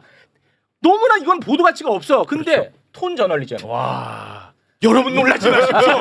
세상에 이런 일이 다 있습니다. 법무부 차관이 검찰총장 대리한테 전화를 해서 신중히 검토하라고 했다고 합니다. 진짜입니다. 그러니까 댓글에 전부 다 이재명 정부를 까. 헐 막 이러면서 헐 세상에 이런 일이 다 있냐. 언제 나라가 좋아지냐. 윤석열 정부 때보다 더하다. 근데 뭐 때문에 화가 난지 본인들도 몰라. 본인들도 몰라. 내 이 거짓말 아닙니다. 과장 아니고요. 아니 그러니까 항소 권한 자체가 검사한테 있는데 어디 와서 지금 화풀이를 합니까? 아, 난 진짜 너무 어이가 없대. 내가 이게 댓글 봤는데 너무 진짜 처참한 거야. 이거는 사실 여러분 겨울이 왔습니다. 놀라지 마십시오. 춥습니다. 여러분 춥습니다. 야. 나가 보니까 진짜 춥고. 그리고 댓글에 와 이게 말이 되냐 겨울에 춥다니 이 꼴이야 진짜. 네. 심각해. 심각합니다. 그래서 매부쇼처럼 쉽게 깔끔하게 정리하는 게 저는 꼭 필요하다고 봅니다. 네. 정말로. 네. 대단히 고맙습니다. 자 이제 또 미래로 나가야 됩니다. 앞으로 가야죠. 이건 이제 과거에 장애물 같은 거 이거 처리하기 위해서 했던 것이고요. 미래로 나아가도록 하겠습니다. 오늘도 귀한 발걸음 해주셨습니다. 김현정 의원님 박수로 맞이합니다. 네. 반갑습니다. 혁대시병대형 김현정입니다. 네, 이 비정상 정상으로 다 돌려놔. 김현정. 네, 다 돌려놔. 세계 김현정입니다. 네. 네. 멍들어 있는 여로. 아니 오늘 아침부터 국회 본청 앞에서 국민의당 의원들하고 당원들이 계속 집회하고 있어서 지금 다 상임위별로 예산 심사 중이거든요. 업무를 방해받고 있어요. 오늘 저녁까지 계속한다고. 아니 불법격 없는 하나도 안 보이더니 저렇게 많이 모이는 거 처음 봤어요. 항소 포기 때문인데 예. 누구한테 화를 내는 거예요? 저도 모르겠어요. 아니 나는 노만석한테 화를 내는 거는 뭐 그러니까 국민의힘은 솔직히 자격 없고 국민의힘은 자격 없고 언론은 최소한 노만석한테 화를 내는 건 나는 있을 수 있다고 봐요. 노만석한테 권한이 있으니까 검사들한테 화를 내야죠. 그러니까 검사들한테 화를 내다가 정진우한테 화를 내고 정진우 네. 난 뭐 그거 가능하다고 봐. 근데 왜 이 건과 관련해 가지고 민주당한테 화를 내고 아무런 관련도 없는데 그렇게 프레임을 만들고 싶은 거겠죠. 이재명 대통령한테 왜 화를 내냐고 아무런 관련이 없는데 특이하게 한동훈까지 막 가세해가지고 막 토론하자고 지금 계속 난리. 아니 갑자기 희한한 분노를 막 표출하고 있어서 제가 어제 논평을 냈어요. 우리 희한한 분노를 표출하냐고. 그러면서 막 던지죠 말을. 그래서 이재명 대통령이 공범이라는 거예요. 대장동 일당들하고. 그래서 그 허위사실 유포에 대해서 법적 책임 묻겠다라고 논평을 냈더니 바로 요즘 그 사람 하는 일이 뭐냐면 그런 논평은 바로 자기 페이스북에다가 첨부한 다음에 그걸 까는 거예요. 김현정 원내대변인 하면서 그 자기가 무고죄로 맞서주겠다 이렇게 또 글을 올렸더라고요. 진짜 희한한 분노. 그러니까 이상한 데가 분노를 자기를 총으로 쏴주겠다는 사람한테는 한마디 못하고. 그렇죠. 왜 그런지 모르겠어요. 진짜 이해할 수가 없습니다. 구구 세력들한테 배신자 프레임 쌓이니까 그거 어떻게 만회보라고 하는 것 같은데. 그건 아니에요. 그렇게 얘기하는 평론가들이 많은데 그거 아닙니다. 아니에요? 이 건은요. 요거 끝내려고 했는데 2차 수사팀이 수사를 조작했을 가능성이 굉장히 높단 말이에요. 그때 법무부 장관이 한동훈이기 때문에 한동훈이 그렇게 화를 낸다. 우리는 그렇게 보는 입장이거든요. 총 책임자잖아요. 총 총사건자고 인사로 네. 검사들 배치했고 뭐 그때 당시 보고 안 받았겠습니까? 중요 사건은 다 보고 받으니까. 그러니까 당시에 팀을 짰던 한동훈 전 대표가 사실 중심에 있다 이렇게 봐야 됩니다. 그렇습니다. 최훈순의 그 저기 뭡니까 그 조작 조작해가지고 왜 저 대출받은 거 요양병원 그 조작한 요양병원 그 급여 부정수급한 그거 있잖아요. 그것도 네. 항소 포기했잖아요. 네, 윤석열 정부 때. 그것도 항소 포기. 네, 항소 포기했습니다. 그리고 어. 조수진 전 의원도 네. 벌금 80만 원 받았는데 항소 포기했어요. 그거는 뭐 아까 다 했어요. 아, 조수진 했습니까? 예. 원희룡까지 다. 네, 원희룡 모르셨죠? 원희룡 다시 한번 보여드릴게요. 네. 요거 좀 드릴게. 민주당에 이거 갖다 드릴게요. 요거 네. 민주당에. 장동혁은 제가 잡아낸 겁니다. 오. 제가 잡아내서 어제 원대한테 말씀드려서 오늘 최고위 때 발언한 겁니다. 요거 모르셨죠? 저기서 압권은 장동혁이에요. 장동혁이 압권이야. 지금 제2의 양평고속도로 의혹으로 지금 수사하고 그렇습니다. 있잖아요. 네. 항소 포기해도 전쟁이라 그러던데 뭘 전쟁? 그땐 좋았으면서. 네, 자 그럼 이제 좀 미래로 나가야 되는데 일단 요 얘기 잠깐 좀 하고 넘어가겠습니다. 이재명 정부는요, 그 특검 수사 결과에 따라서 지금 현재 공무원 중에 내란 가담자에 대한 인사 조치를 하려고 했었어. 원래. 네, 네. 그런데 이게 뭐 너무 길어지니까 인사를 할 수도 없고 안 할 수도 없고 이게 난감하잖아요. 그래서 이제 특단의 대책을 꺼냈습니다. 네. 김민석 총리가 헌법 존중 정부 혁신 TF를 구성하겠다고 제안을 했고 거기에 대해서 이재명 대통령이 야, 그 아이디어 좋구만요 하고 수용을 했거든요. 그 장면을 잠깐 영상으로 보겠습니다. 지금 우리 정부의 최우선 과제 중에 하나가 아시다시피 국민주권과 민주주의의 확립입니다. 그런데 현재 내란 재판과 수사가 장기화되면서 내란 극복이 지지부진한 그러한 상황인 것이 현실입니다. 그래서 종합적으로 좀 판단을 한 끝에 헌법 존중 정부 혁신 TF를 정부 내에 구성했으면 좋겠다는 제안을 드립니다. 헌법 존중 정부 혁신 TF는 12.3 비상계엄 등 내란에 참여하거나 협조한 공직자를 대상으로 신속한 내부 조사를 거쳐서 합당한 인사 조치를 할 수 있는 근거를 확보하는 것을 임무로 하려고 합니다. 이건 뭐 공직자 개인 처벌 문제의 차원이 아니라 정부의 헌법 수호 의지를 바로 세워서 공직 내부의 갈등을 조속히 해소하고 국민의 신뢰를 회복하겠다 하는 취지입니다. 당연히 해야 될 일 같아요. 내란에 관한 책임은 이제 관여 정도에 따라서 이제 형사 처벌을 할 사안도 있겠고 또는 행정 책임을 물을 사안도 있고 또는 인사상 문책이나 또는 뭐 인사 조치를 할 정도의 낮은 수준도 있기 때문에 필요할 것 같습니다.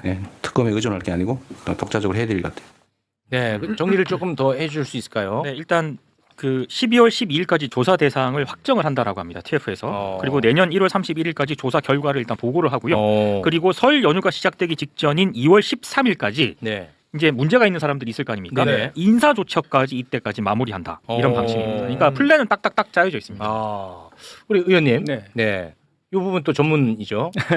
이게 사실은 저희가 그 박근혜 탄핵된 이후에도 각종 이제 적폐청산들의 작업들을 했었는데 그게 미흡했다라는 그 지적들이 좀 있었잖아요. 그리고 친일파 청산 제대로 못해서 아직도 구구 누라이트 사관들을 가진 사람들이 윤석열 정부 때 중용되고 막 그래서 사회 문제가 됐었잖아요. 그렇기 때문에 이번에 지금의 시대 정신은 누가 뭐라 해도 내란을 완전하게 종식시켜야 되는 거거든요. 그렇습니다. 그러기 위해서는 그 내란에 가담한 자들에 대해서는 반드시 그런 그 인사 조치 등을 통해 가지고 뭐랄까 신상 필벌을 명확히 해야 될 필요가 있는 거죠. 그 당연히 해야 될 것들을 지금 하는 것인데 지금까지는 주로 이제 특검을 통해서 수사를 통해서 한 것이지만 그와 별개로 정부 차원에서도 이런 이제 TF를 만들어서 이제 진행하고 있는 것이죠.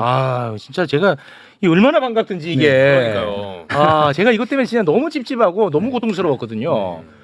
근데 특단의 대책을 내어놓았습니다. 근데 저는 여기서 김민석 총리의 현실 인식이 너무 반가웠습니다. 지금 내란 종식이 지지부진하다. 그래서 지금 행정부 차원에서는 나름의 이제 고육지책으로 이제 하는 건데 사실은 이게 국회 차원에서 했으면 더 좋았겠다는 생각이 들어요. 그러니까 국회 차원에서 내란 알박기 인사 취소하는 특별법에도 내용을 제안했던 내용들이긴 한데 국회 차원에서 하면 장점이 뭐냐면 사법부 관련된 인사들까지도 토탈적으로 다 할 수 있는 이런 장점은 있는데 행정부 차원에서 조금 범위는 좀 협소하긴 합니다만은 전 그래도 지금 상황에서는 이거라도 지금 해야 된다. 책임을 반드시 묻고 신상필벌 해야 된다고 봅니다. 네.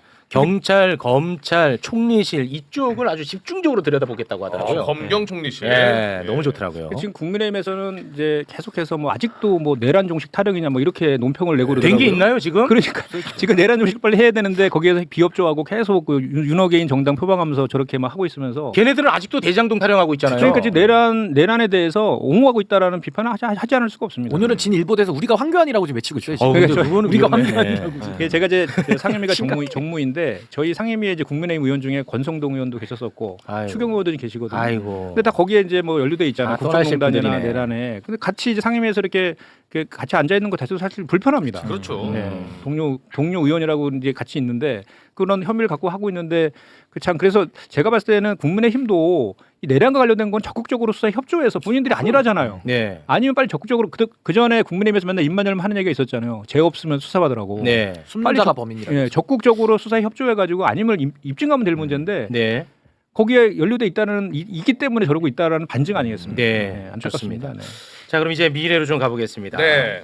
주식을 좀 계속 더 올려달라는 저의 개인적 바람을 전해봅니다. 저도요. 요즘, 예. 요즘 또 다시 또 올라가는 예, 분위기고요. 예, 괜찮아요. 괜찮고요. 자꾸 그 댓글에서 우가 지금 빨리 너 주식 지금 날아간다고 계속 누가 올리더라고. 네. 쓱 봤더니 거의 본전 지금 목전에 와 있습니다. 어이구 오늘도 그러네요.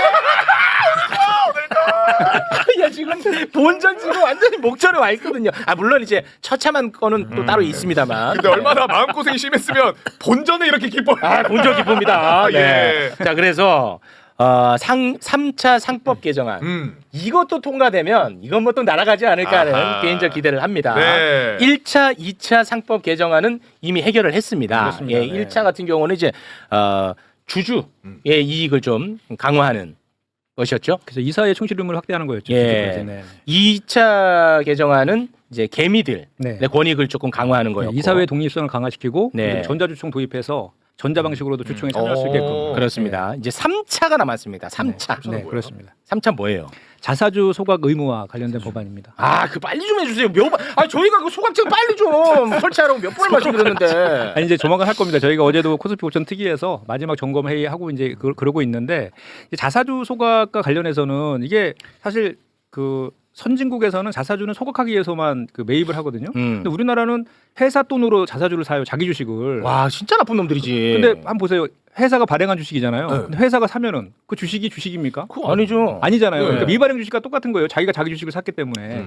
주식이란 것은 주주가 사야지, 발행자가 아닌 주주가 사야 주식인 거지. 발행자인 회사가 회사 돈으로 사면 그건 미발행 주식이가 마찬가지잖아요. 네. 그래서 그래서 이제 회사 돈으로 사면 마치 이게 자산처럼 보이잖아요. 그런데 그동안에 경영권 방어수단으로 악용돼 왔다는 거죠. 자사주 진짜 매입을. 아니 이건 주주들한테 나눠줘야 되잖아. 배당금으로. 그렇죠. 네. 근데 그거를 지들이 주식 사갖고 자기 경영권 방어를 해. 그것도 회사 돈으로. 회사 돈으로 진짜 사는 게 문제지. 그렇기 때문에 이건 뭐 선진국에서는 애당초 성립이 안 되는 그런 거였는데 그래서 이거를 이제 상법 개정을 통해 가지고 자사주를 매입하면 무조건 소각해야 된다. 네. 자사주 소각하고 또 기존에 있던 자사주도 일정 기간 유예 기간을 줘서 소각해라라는 내용의 이제 상법 그 개정안입니다.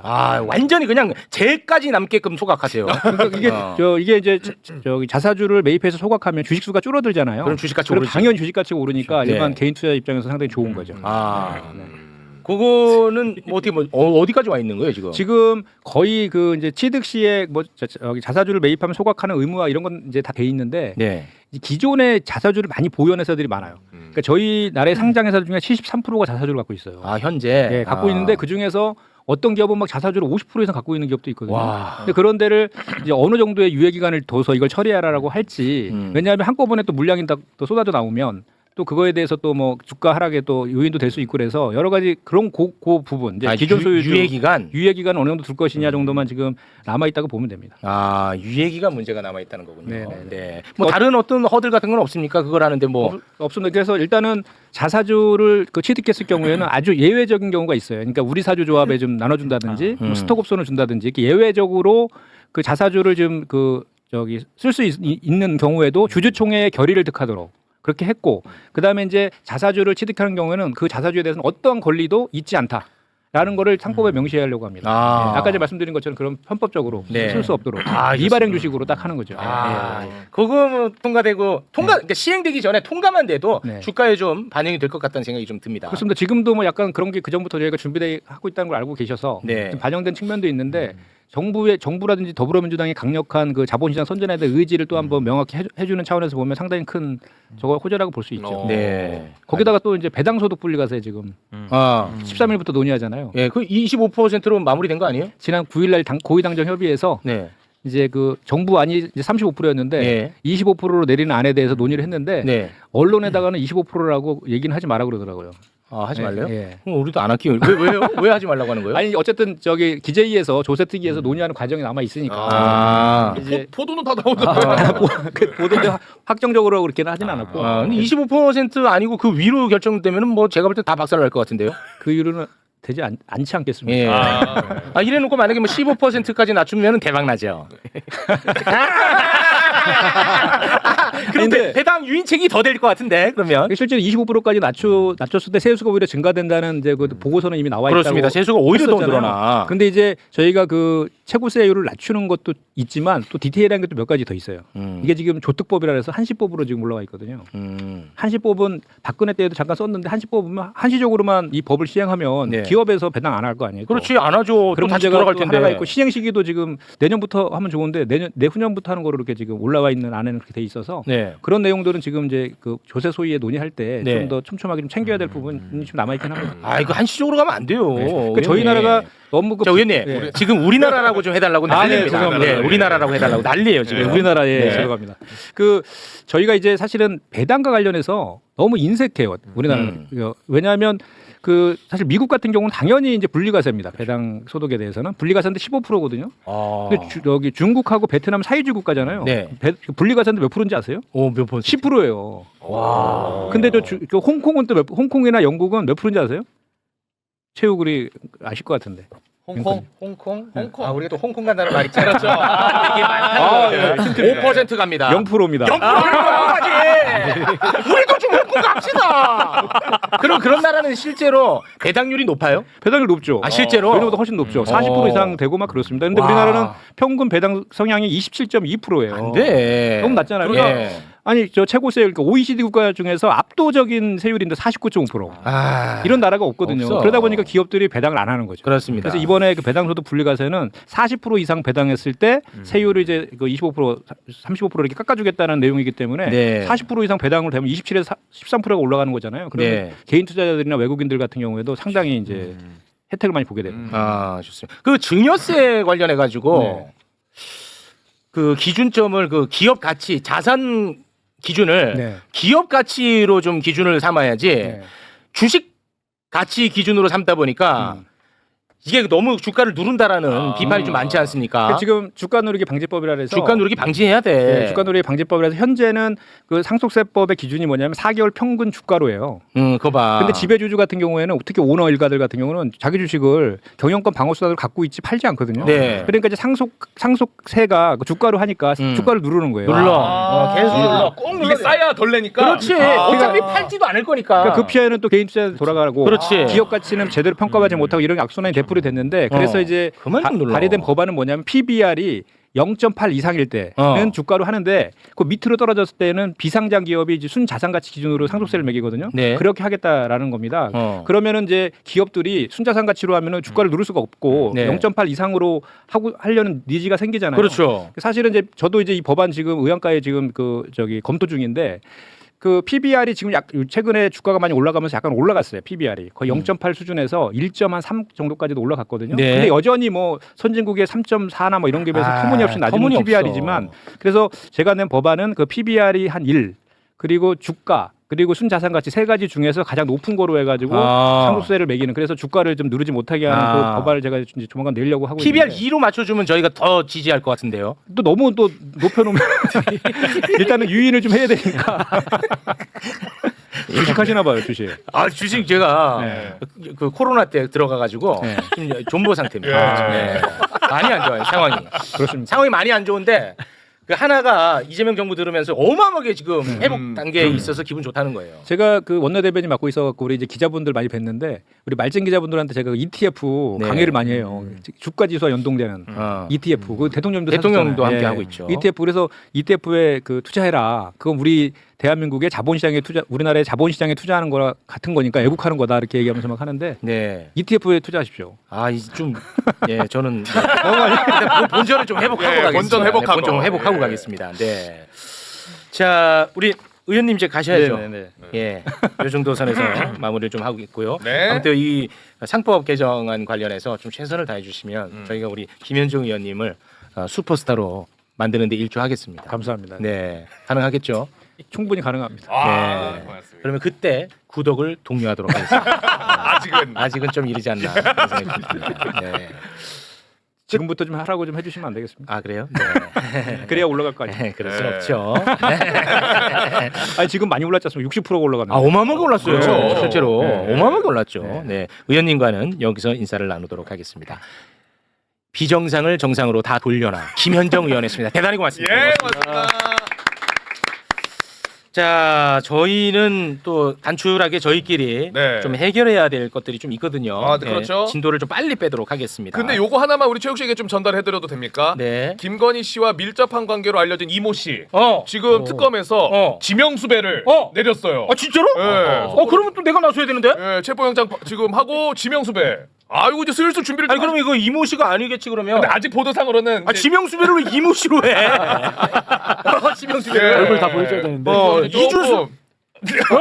지명수배 지금 내렸습니다. 지명수배를 왜 익명으로 해? 네, 요거 아무튼 저 지명수배 제대로 되면은 그렇죠. 아무 현상금 제가 또 바로 이번엔 얼마로? 이번에 좀 세게 가야 돼. 왜냐면 왜냐면 강력하게. 중요하니까. 주요 인물로 저는 개인적으로 지금 판단하고 있는 입장이거든요. 네. 왜냐 요게 치정 폭로국으로 가면 세상에 엄청난 많은 진실이 수면 위로 올라올 수 있다고 저는 개인적으로 생각하는 입장입니다. 그리고 김건희 특검이 그동안에 좀 지지부진했는데 이걸 통해서 다시 활력을 찾을 수 있다고 보는 입장이에요. 그렇기 때문에 저는 현상금을 좀 세게 갈 겁니다. 앞자리 수가 어떻게 됩니까? 그거는 여론을 또 수렴해봐야죠. 여론 수렴. 야, 최욱 씨 지금 하지 마시고 신중하게 갑시다 우리. 최소한 지난번에 했던 것보다는 좀 더 위로 가시죠. 그거보다 위로 갑니다. 중요도에 따라. 네, 진짜입니다. 네, 이건 저는 굉장히 중요하다고 보는 입장이거든요, 개인적으로. 네. 기본에 휩싸여서 얘기하지 마시고 차분하게 갑시다. 아, 여러분 좀 너무 생각보다 굉장히 높게 나오시는 상황인데요. 그럼 어떻게 해요? 큰 거 한 잔. 해도 너무 하시지. 요거는 조금 그럼 어떻게 해요? 과도하지 않나. 왜냐면 저는 뭐 기분 같아서는 할 수도 있는데 이게 조금 쉽지 않지. 아니 쉽지 않지는 않아. 나는 할 수도 있어요. 근데 이게 정서적으로 지금 너무 높아. 정서적으로 이게 정서적인 문제가 또 있거든요. 예, 그렇죠. 네, 이게 정서적으로 조금 너무 많습니다. 네. 여러분. 1억은 권성동 액수잖아요. 통일교 정도 돼야 하는 거지. 이거 좀 세 너무. 한장 서포트를 왜 우리 우기 씨한테 시켜요? 좀 너무 세. 이거는 약간 정서적으로 좀 그래. 예. 조금만 낮춰주시면 서로 좀 조율이 가능하지 않을까. 그런 생각이 듭니다. 자, 그러면 빠르게 좀 진도를 빼도록 하겠습니다. 네. 빨리 빼야 또 오세훈 잡으러 갈 수 있거든요. 조태용 국정원장. 이자가 진짜 문제가 많거든요. 내란 특검이 조태용 국정원장에 대해 구속영장을 청구했는데 혐의가 굉장히 많거든요. 좀 정리를 좀 부탁드리겠습니다. 자, 일단 대국민 담화 이전에 비상계엄 선포 계획을 알았지 않습니까? 조태용이가 먼저 알았죠. 그렇죠. 근데 국회 보고 안 했습니다. 그리고 이 조태용 원장이 국가안전보장에 중대한 영향을 미치는 정보를 미리 알았음에도 국회에 즉시 보고해야 하는 국정원장의 의무를 다하지 않았다. 네. 요거 이제 이거 1번이 국정원법 위반 혐의인데 국정원법이 뭐냐? 중대한 안보에 위협이 되는 사안이 발생하면 반드시 대통령하고 국회에 보고해야 되거든. 보고를 하도록 돼 있어요. 근데 내 계엄이 있을 걸 미리 알았거든. 근데 국회에 보고 안 했잖아. 그러니까 위반 혐의. 쏙 떨어지죠. 두 번째 정치 관여 위반 혐의. 이건 뭐냐면은요. 홍장원 국정원 당시 1차장 동선이 담긴 국정원 CCTV 영상이 있지 않습니까? 요거 국힘 측에만 제공을 했습니다. 그런데 자신의 동선이 담긴 영상 민주당 쪽에서 달라고 그랬거든요. 제공을 안 했습니다. 그러니까 이거는 국정원법상 명시된 정치 관여 금지 의무를 위반하는 것이다. 그렇습니다. 이렇게 판단을 하고 있고요. 그리고 세 번째가 위증 혐의인데 이거는 국회하고 헌법재판소에서 조태용 국정원장이 국회 내란 혐의 진상규명 국정조사 특위 등의 허위 답변서를 제출을 했거든요. 이게 어떤 거냐면 계엄 선포 이전에 용산 대통령실에서 포고령 등 계엄 관련 문건이 있지 않습니까? 조태용이 나 이거 못 봤는데요 그랬거든요. 맞습니다. 헌재 나와서 그렇게 얘기했죠. 자, 그런데 CCTV 영상이 공개가 됐죠. 그때 포고령으로 추정되는 문건을 받아가지고 조태용 원장이 집무실을 나가면서 종이를 양복 주머니에다 쓱 집어넣습니다. 이 위증이지. 요거 위증, 요런 모습이 포착이 돼서 이거 위증이다. 자스가. 예, 그렇게 이제 또 언급을 했기 때문에 이건 위증 혐의를 받고 있고 네 번째 증거인멸 혐의는 뭐냐면은 윤석열하고 홍장원 전 국정원 1차장의 비화폰 정보 삭제 있지 않습니까? 여기에 관여했다는 혐의, 요게 이제 구속영장 혐의에 포함이 되고요. 그리고 홍장원 국정원 1차장이 윤석열하고 통화 내역을 공개한 이후에 조태용이 박종준 당시 전 대통령 경호처장 그렇습니다. 요 통화가 이루어졌는데 이후에 이 비화폰 기록이 삭제가 됐거든요. 여기에도 관여한 그런 혐의를 받고 있습니다. 그리고 이제 그 내란 특검이 이제 이런 혐의로 구속영장 청구했거든요. 그런데 영장 실질심사 판사가 누구냐? 박정호입니다. 박성재를 기각했던 박정호야. 그래서 이거는 기각될 수도 있을 거라고 사람들 우려했는데 그런데 영장이 청구가 근데 저는 오늘 새벽에 조마조마했습니다. 네, 청구됐죠. 예, 왜냐하면 통상 이게 한 새벽 늦어도 2-3시쯤에는 나와야 되는데 거의 새벽 6시쯤에 나갔거든요. 근데 발부됐어. 그래서 기사가 뭐 고민 중이다 이런 기사가 계속 나왔는데 결국에는 발부가 됐습니다. 근데 이거 보면요. 혐의 다시 올려주시면 이 혐의는 김건희, 윤석열과 관련이 없어요. 맞아요. 나는 그래서 박정호가 고민하는 척한 것 같아. 왜냐면 이거는 그냥 얘가 뭐 그렇게 중요한데 조태용이가. 네. 난 그래서 이거 고민 안 하고 나는 발부했을 것 같아. 근데 박성재 혐의는요. 그렇죠. 그거는 윤석열로 올라갈 수 있는 거거든. 그렇죠. 바로 올라가죠. 어. 네. 나는 그렇게 보는 입장입니다. 그래서 박종우가 이제 정신 차렸네 이런 얘기는 할 필요 없다. 그러네. 저는 그렇게 생각합니다. 그렇죠. 계속 감시는 필요하고, 근데 지금 조태용의 혐의 가운데 이제 증거 인멸이 있잖아요. 그러니까 저런 식의 증거 인멸을 한 혐의 자체로 지금 올라온 거기 때문에 영장 발부를 안 할 수가 없는 이제 그런 상황도 있는 거고, 이제 조태용이 국정원장도 하고 그 전에 국가안보실장도 했거든요. 네. 상당히 많은 부분 윤석열, 김건희에 대해서 아는 부분이 좀 있을 거기 때문에 앞으로 수사가 조금 더 탄력을 더 받을 수 있는 그런 계기는 마련한 것 같습니다. 네. 자 그리고 그 아주 재미있는 내용이 하나 또 나온 게 있는데요. 건진법사 재판이 있었어요. 아, 네. 거기에 이제 그 증인으로 건진법사에게 인사청탁을 한 인사 브로커가 나왔거든요. 증인으로. 증인으로 그 김모 씨라고. 그럼 건진이랑도 친하겠네. 건진은 가깝지. 예. 그리고 건진한테 윤석열, 김건희 부부에 대해서 이야기를 많이 들었지 않겠습니까? 아, 네. 그러니까 건진한테 인사청탁을 했겠지. 그렇죠. 아니까. 네. 근데 이 사람이 나와가지고요.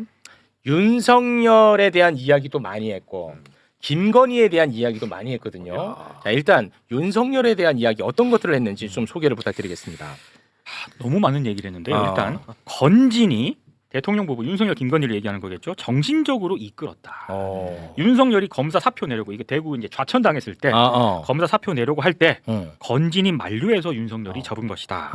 그 건진이 윤석열에게 대통령을 하라고 말했다. 이렇게 돼 있는데 좀 구체적으로도 소개가 됐는데요. 네. 이를테면 사표 내려고 했을 때 만류했잖아요. 그러니까 윤석열이 그러면 전 무엇을 해야 됩니까? 그러니까 건진이 대통령 해라.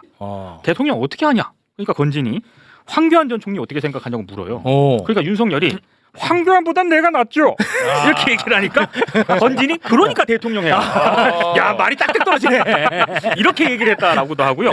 자 그리고 법정 증언에서 이런 얘기도 했어요. 김모 씨가 건진에게 들었는데 이제는 그 김건희에 대한 이야기입니다. 김건희가 정신적으로 약간 병이 있는데 달래주고 해외 갈 때 김건희가 전화가 왔다. 그래서 누굴 조심해야 되느냐. 요 해외에서 전화가 왔다는 얘기는 그 G20 정상회의 발리에서 열렸을 때 그때 누굴 조심해야 되느냐라고 건진에게 연락이 왔다는 거예요. 네. 그 정도로 김건희는 이제 의지를 하고 있었다라고 하는 거고요. 또 김건희가 발리 같은 곳에 갈 때 건진에게 전화했고 건진은 이번에 어떤 것들을 조심해야 된다. 자, 이렇게 얘기를 했다고 하고요.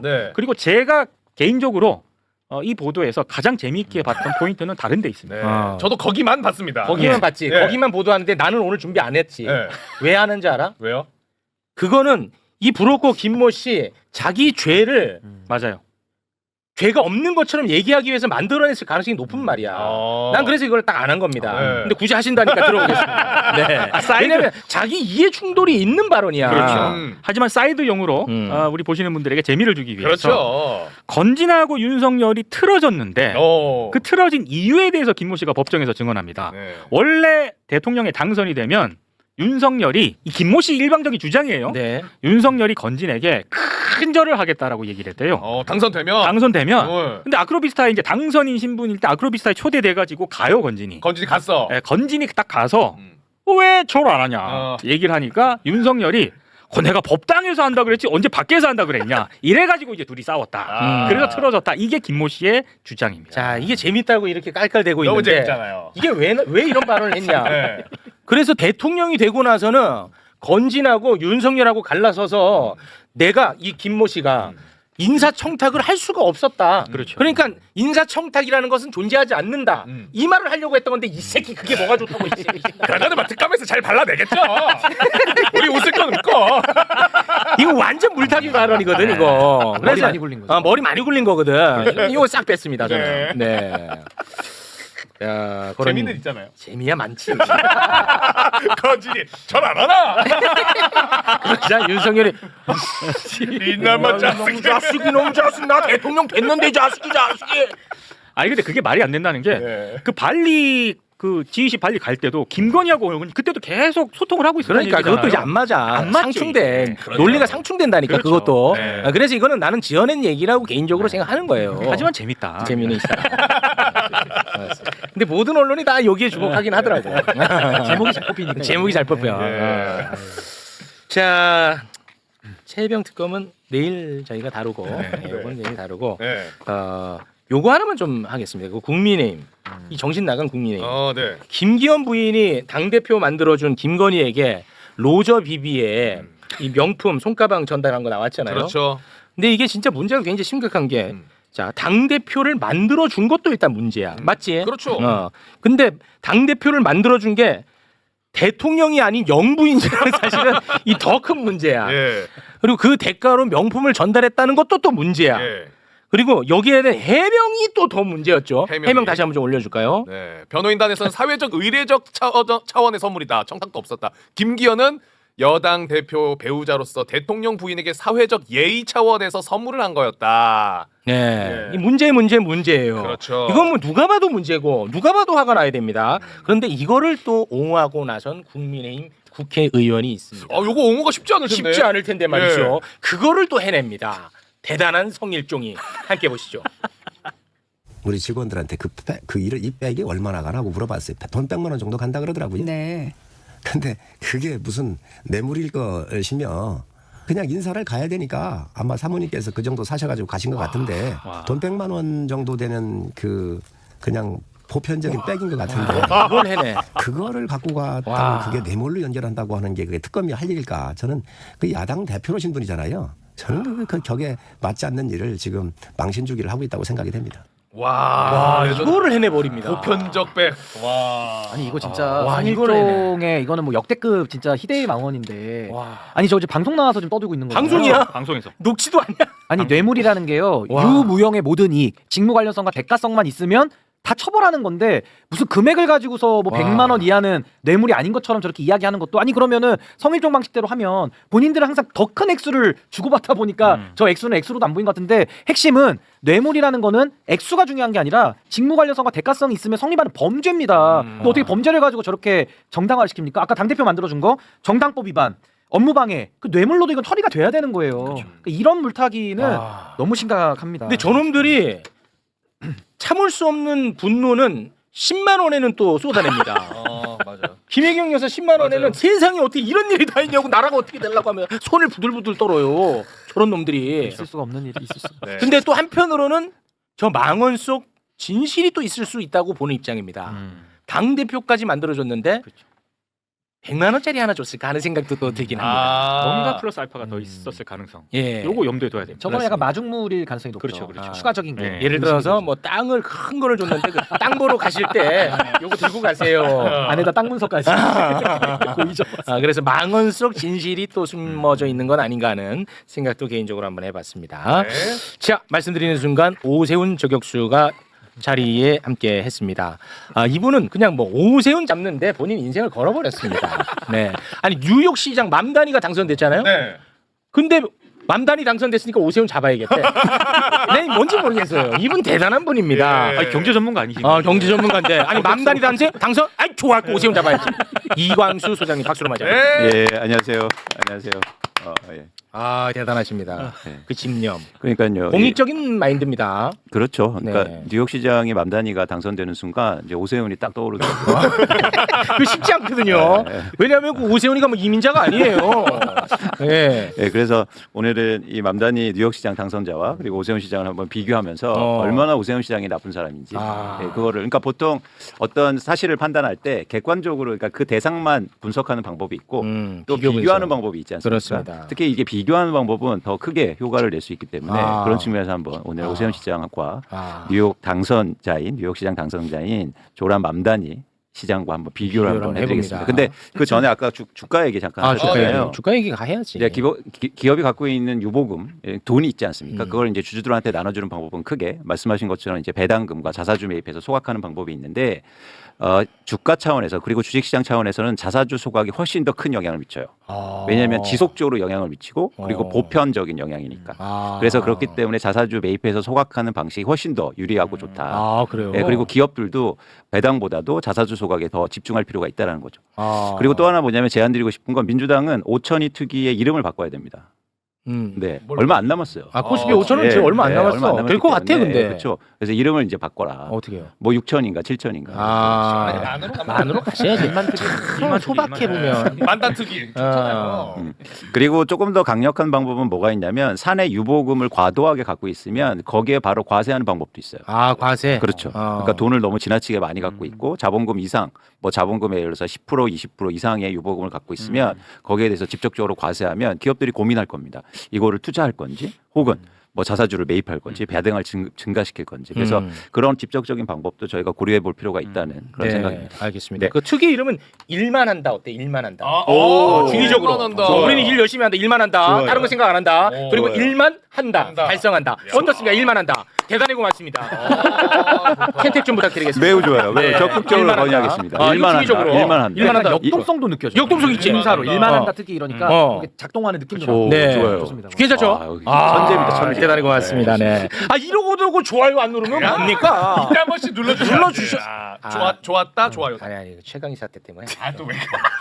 좀 리더십이 좀 붕괴된 상태입니다. 아니, 그래도 우리도 좋아한다 특히 한번 만들어가지고 좋아요. 누르면서. 네, 그럴 때 아닙니다. 너는 잘 모를 수 있는데 최강희 리스크가 좀 있습니다. 네, 최강희 리스크가 있습니다. 예. 오세훈 잡아야죠. 오세훈 잡습니다. 행건합니다. 네. 우리 일만 한다. 일만 한다. 그렇죠. 일만 하죠. 예, 일 하겠습니다. 그래서 뉴욕시장에 이제 맘다니가 당선됐는데요. 저희가 잠깐 맘다니의 주택 정책에 대해서 좀 살펴볼 필요가 있어요. 이번에 당선되는데 맘다니의 이 주택 부동산 정책이 크게 영향을 미쳤어요. 유권자들한테. 특히 20대, 30대, 40대의 그 유권자들의 투표율이 굉장히 높았는데 네. 지지율이 높았는데 이 주택 정책이 굉장히 큰 영향을 미쳤다는 거죠. 네. 그래서 일단 첫 번째는 이제 자료를 같이 보면서 맘다니가 첫 번째 부동산 정책의 핵심은 뭐냐면 임대료 동결입니다.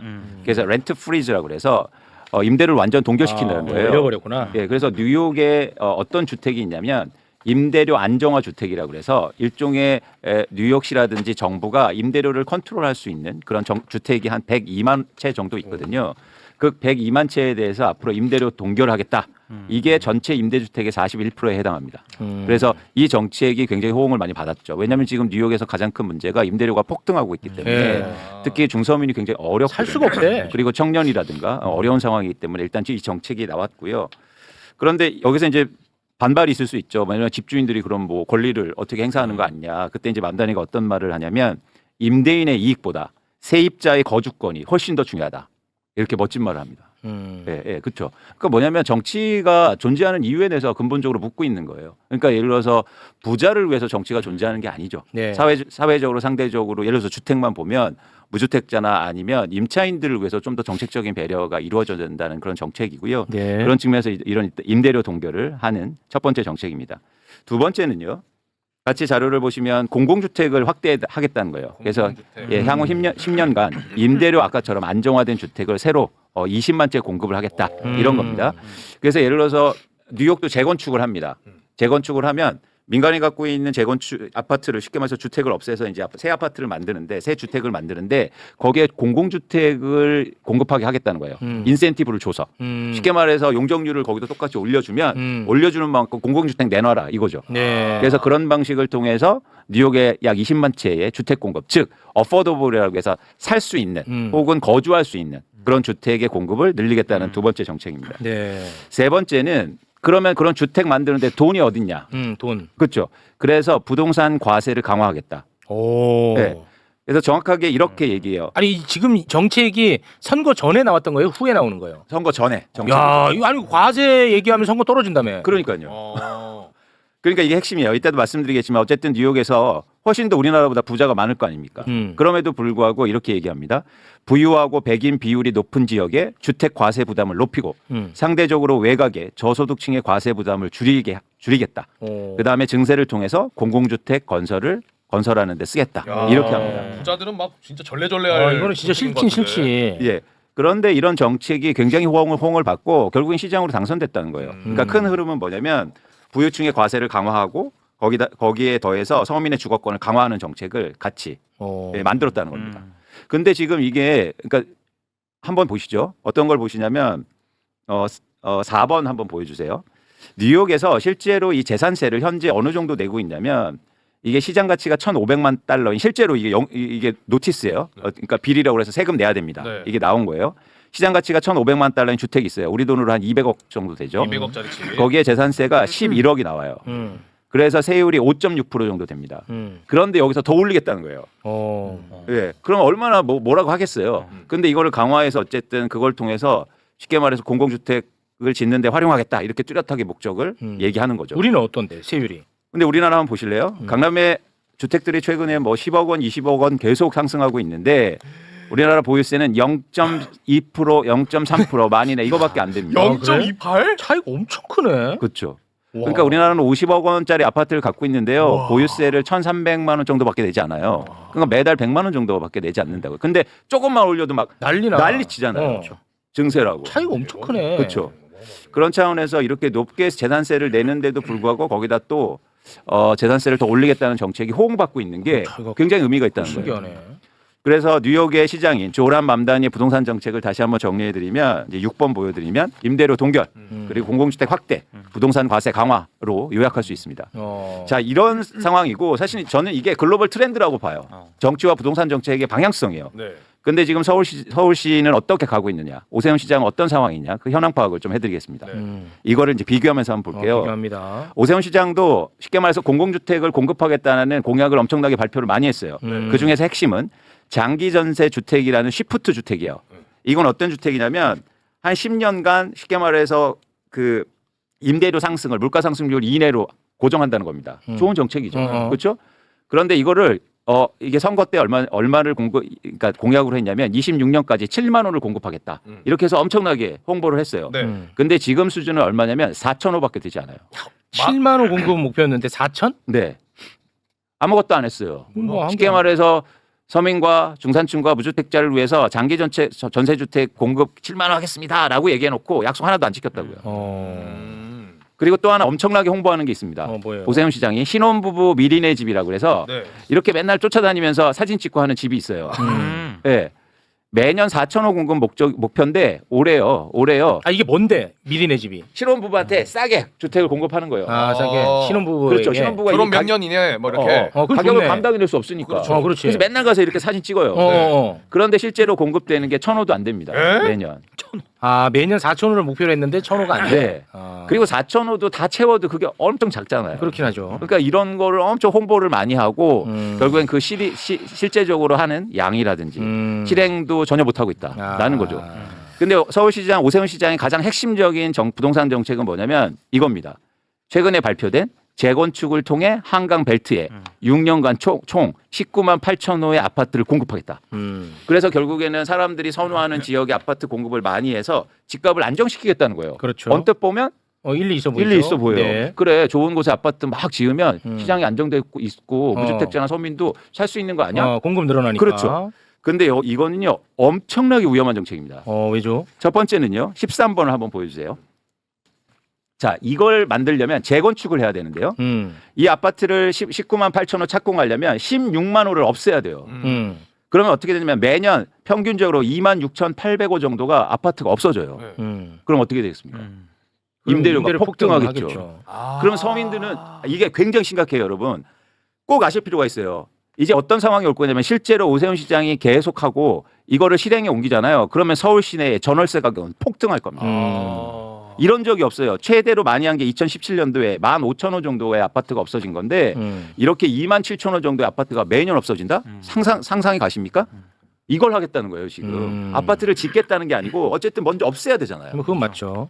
그러면 그 전에 임대료는 폭등할 거예요. 그러니까 이런 부분에 대한 고려가 전혀 없는 거예요. 그러니까 쉽게 말해서 무주택자라든지 아니면 서민들에 대한 생각이 눈꼽만큼도 없는 거죠. 없습니다. 또 하나 뭐냐면 여기에서 만들어지는 아파트가 과연 중산층이나 아니면 무주택자나 서민들이 살 수 있는 아파트냐는 거예요. 그건 아마 아닐 거야. 그렇죠. 그건 아닐 거야. 그래서 10번을 한번 보여주세요. 그건 아니고 엄청 비싸겠지. 재건축을 통해서 만들어지는 아파트가 지난해 평당 분양가가 4,820만 원입니다. 평당? 네. 그러면 예를 들어 30평이면은 15억이 돼요. 15억짜리가 서민 주택입니까? 공공주택이라고 말할 수 있나요? 안 된다는 거예요. 그러니까 이걸 만들겠다는 거예요. 어떻게 사? 요거는 이제 나가리. 그러니까 아까 보세요. 아까 보세요. 맘다니하고 정확히 반대인 거예요. 또 하나 반대인 건 뭐냐면 11페이지 보세요. 오세훈 시장은 종부세 폐지와 재산세 감면을 주장하고 있습니다. 부자 정책이네. 네. 그런데 이거는 철저하게 정치적 행보죠. 아 그러네요. 오세훈 시장이 선거 때 투표율을 한번 보십시오. 1위가 강남구 압구정도 와. 무려 88.3%가 야, 지지합니다. 대박이다. 강남구 대치 1동 85.1%예요. 와, 놀랍지 대박이야. 않습니까? 대박이야. 그러니까 이거는 와. 그런데 더 화나는 건 오세훈 시장이 계속 얘기하는 건 약자예요. 맞아, 약자와의 동행. 이건 저런. 야, 이거 진짜 와. 그러면서 매일 쪽방촌에 가서 약자와의 동행을 얘기하고 아 맞아. 페이스북에 자랑합니다. 아 약자와의 동행 올려줘야지. 네. 자연스럽게 올려야지. 용서할 수가 없어요. 예. 약자와의 동행 올려야지. 마지막에. 이때. 그래야 네. 분노가 딱 살지. 네. 시비, 약자와의 동행 올려야지. 이거. 종부세 폐지하고 재산세 감면해 준다는데 약자와의 동행을 얘기합니다. 저는 그리고 또 하나 말씀드린 걸 누굴 약자라고 하는 거예요. 예를 들어서 무주택자고 쪽방촌에 살면 약자입니까? 그럼 돈 있는 사람은 강자예요? 그러네 그 나누는. 이 단어조차도요 잘못 쓰고 있다고요. 누굴 약자라고 하는 거예요. 부잣집 자제. 예.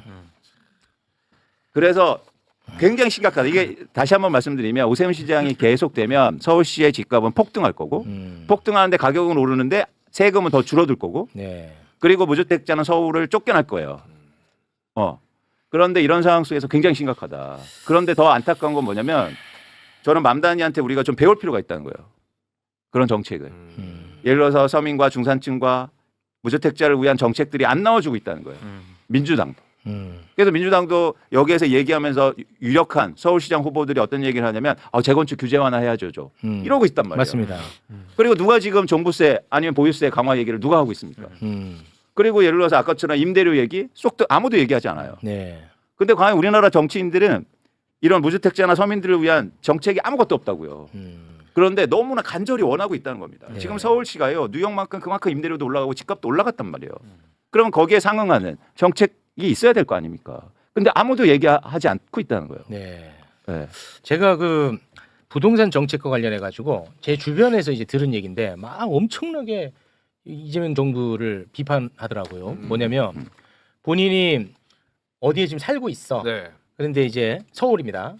그런데 직장 때문에 다른 데로 집을 옮기려고 하는데 대출 규제가 돼가지고 옮길 수가 없다면서 이 어마어마하게 욕을 하면서 이건 무슨 뭐 김정은 나라냐고 난리가 났더라고. 대출이 안 된다. 많이 안 된다. 이거 뭐 하자는 거냐고 난리가 치더라고요. 그거는 어떻게 해? 그러니까 그게 10월 15일 날 정책 나왔을 때 제가 말씀드렸지 않습니까? 매불쇼에서 나와서 네. 왜 떠드내는 강남인데 왜 다른 데 같이 단체 기합을 주고 있냐고. 왜 분란되는 강남인데 소방차를 그럼 강남에 보내야지 왜 엉뚱하게 용인에 보내냐고요. 근데 10월 15일 날 그 정책의 핵심은 뭐냐면 전방위적인 규제예요. 이유가 있었어요. 뭐냐면 불길이 더 번지지 않도록 하는. 맞습니다. 그런데 의미는 있는데 강남에 대한 규제가 빠졌다고요. 그러니까 공정하지 않고 형평성에 어긋나는 거죠. 그죠? 그래서 그 부분에 대한 불만과 불평이 굉장히 큰 겁니다. 네. 알겠습니다. 그러니까 이게 뉴욕을 보세요. 맘다니가 저는 맘다니 정책을 똑같이 하자는 말씀을 드리는 게 아니고 아까 말씀드린 것처럼 임대인보다 임차인 그리고 예를 들어서 집 있는 고가주택을 갖고 있는 사람보다 무주택자를 위한 정치인은 누가 있습니까? 대한민국에. 없나요? 없어요. 안타깝게도. 없어? 네. 이거 뭐 정치에 나서야 되나? 이거 농담입니다. 네. 근데 진짜 저는 개인적으로 월세도 살고 지금도 전세 살고 있지만은 개인적인 불안감은 집을 살 수는 없잖아요. 근데 전세를 들어가면서 항상 불안한 게 이 전세 사기에 대한. 왜냐면 이게 갭 투자들을 맞아요. 해가지고 집을 갖고 있는 분도 있으니까 집주인들이 그러니까.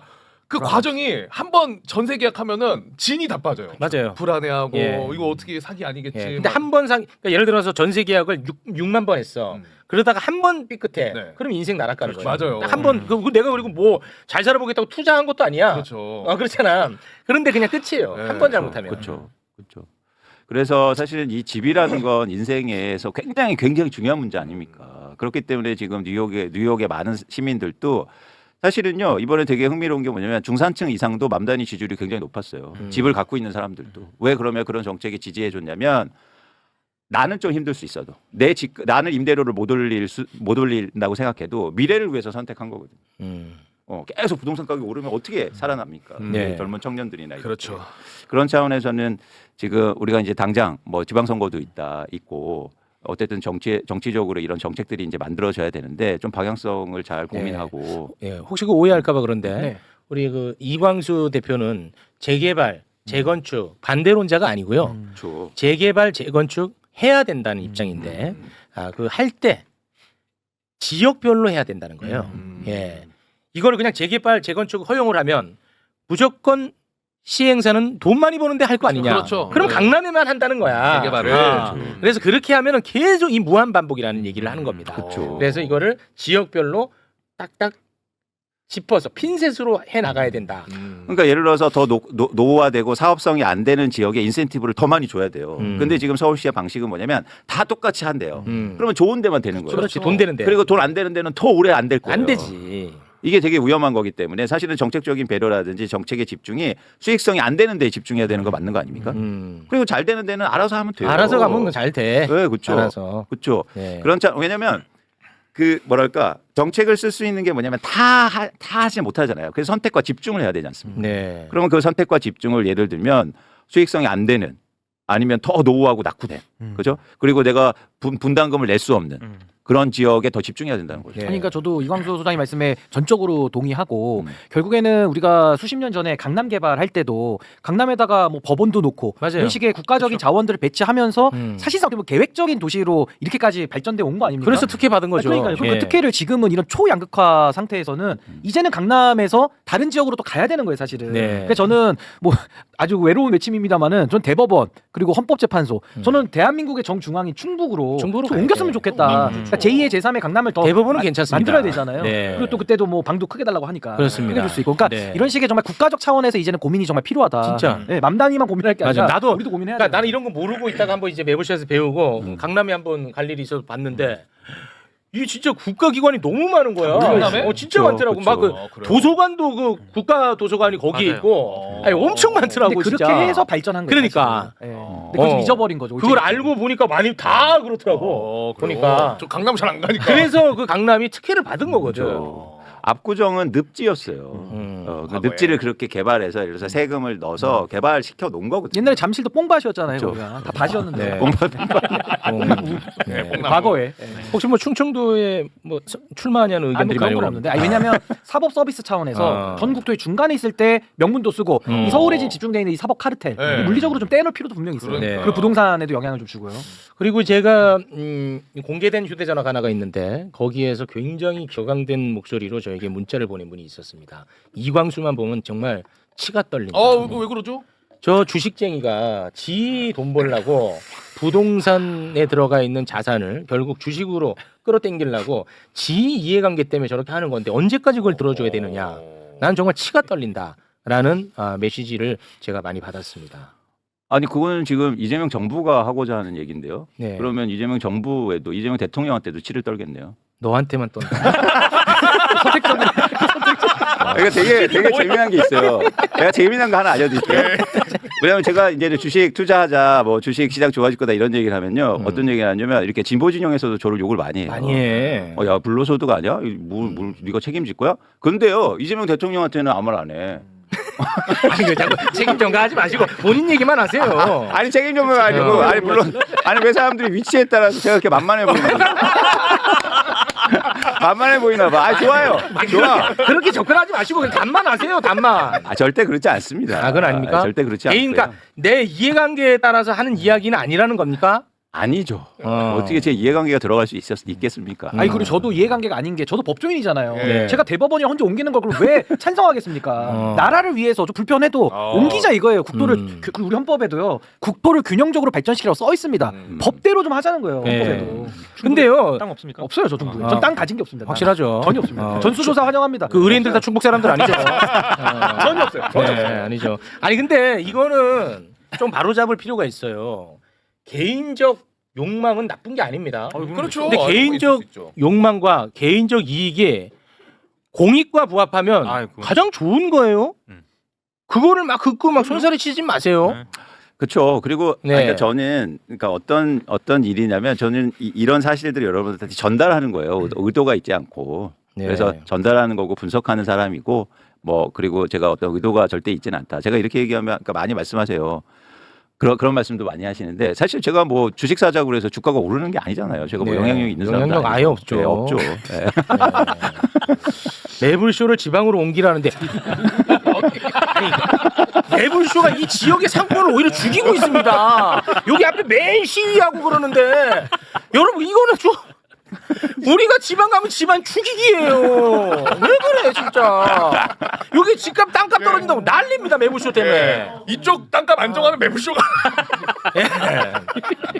아 답답하시네 진짜. 예. 예, 그렇게 정리하겠습니다. 아니, 근데 국토의 균형적 발전은 이제 정말 다 우리가 고민해야 될 시대 과제야. 모두의 문제고 아까 말씀드린 대로 헌법에도 써 있다니까요. 네, 맞아요. 근데 우리가 왜 써 있는 걸 안 지킵니까? 이러다가 다 죽는 거예요. 전 이제는 과거에 강남이 혜택을 받기 때문에 뭐 그걸 뺐다 이게 아니라 그 논리대로 이제는 또 우리가 20-30년 앞을 준비를 해야 되잖아요. 맞습니다. 그런 차원에서 접근을 해야 된다. 네, 생각합니다. 고맙습니다. 그러니까 요즘 제가 어쨌든 보유세 강화를 얘기하는데 그렇지 않습니까? 그런데 이제 논란이 두 가지인데 보유세 내면은 또 정권 뺏긴다. 네, 그 얘기가 이거잖아요. 많아요. 네, 근데 네. 근데 부동산 가격이 오르면 그럼 어떻게 됩니까? 그러면 무조건 정권 뺏긴다. 그건 100%입니다. 그렇죠. 예. 그렇죠. 부동산 가격이 지금보다 오르면요 100% 정권 뺏깁니다. 부동산 가격이 지금보다 떨어지면 100% 정권 교체됩니다. 그래서 그럼 전- 어떡하라고? 그러니까 이게 부동산으로 장난질하는 거 하지 말게 해야 된다는 거죠. 그렇죠. 그래서 제대로 된 정보를 빨리 알려줘야 되는 그렇죠. 거야. 그래서 저는 오세훈 시장이 의도가 있다고 봐요. 부동산을 올리려고 하는 가격을.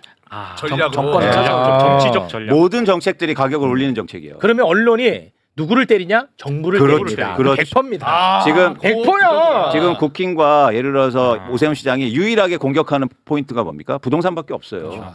에이펙을 욕할 거예요. 아니면 할 게 없잖아. 할 게 없어. 주식 지금 날라다니고. 네, 할 게 없어요. 그러니까 부동산만 계속 얘기하는 거예요. 맞아.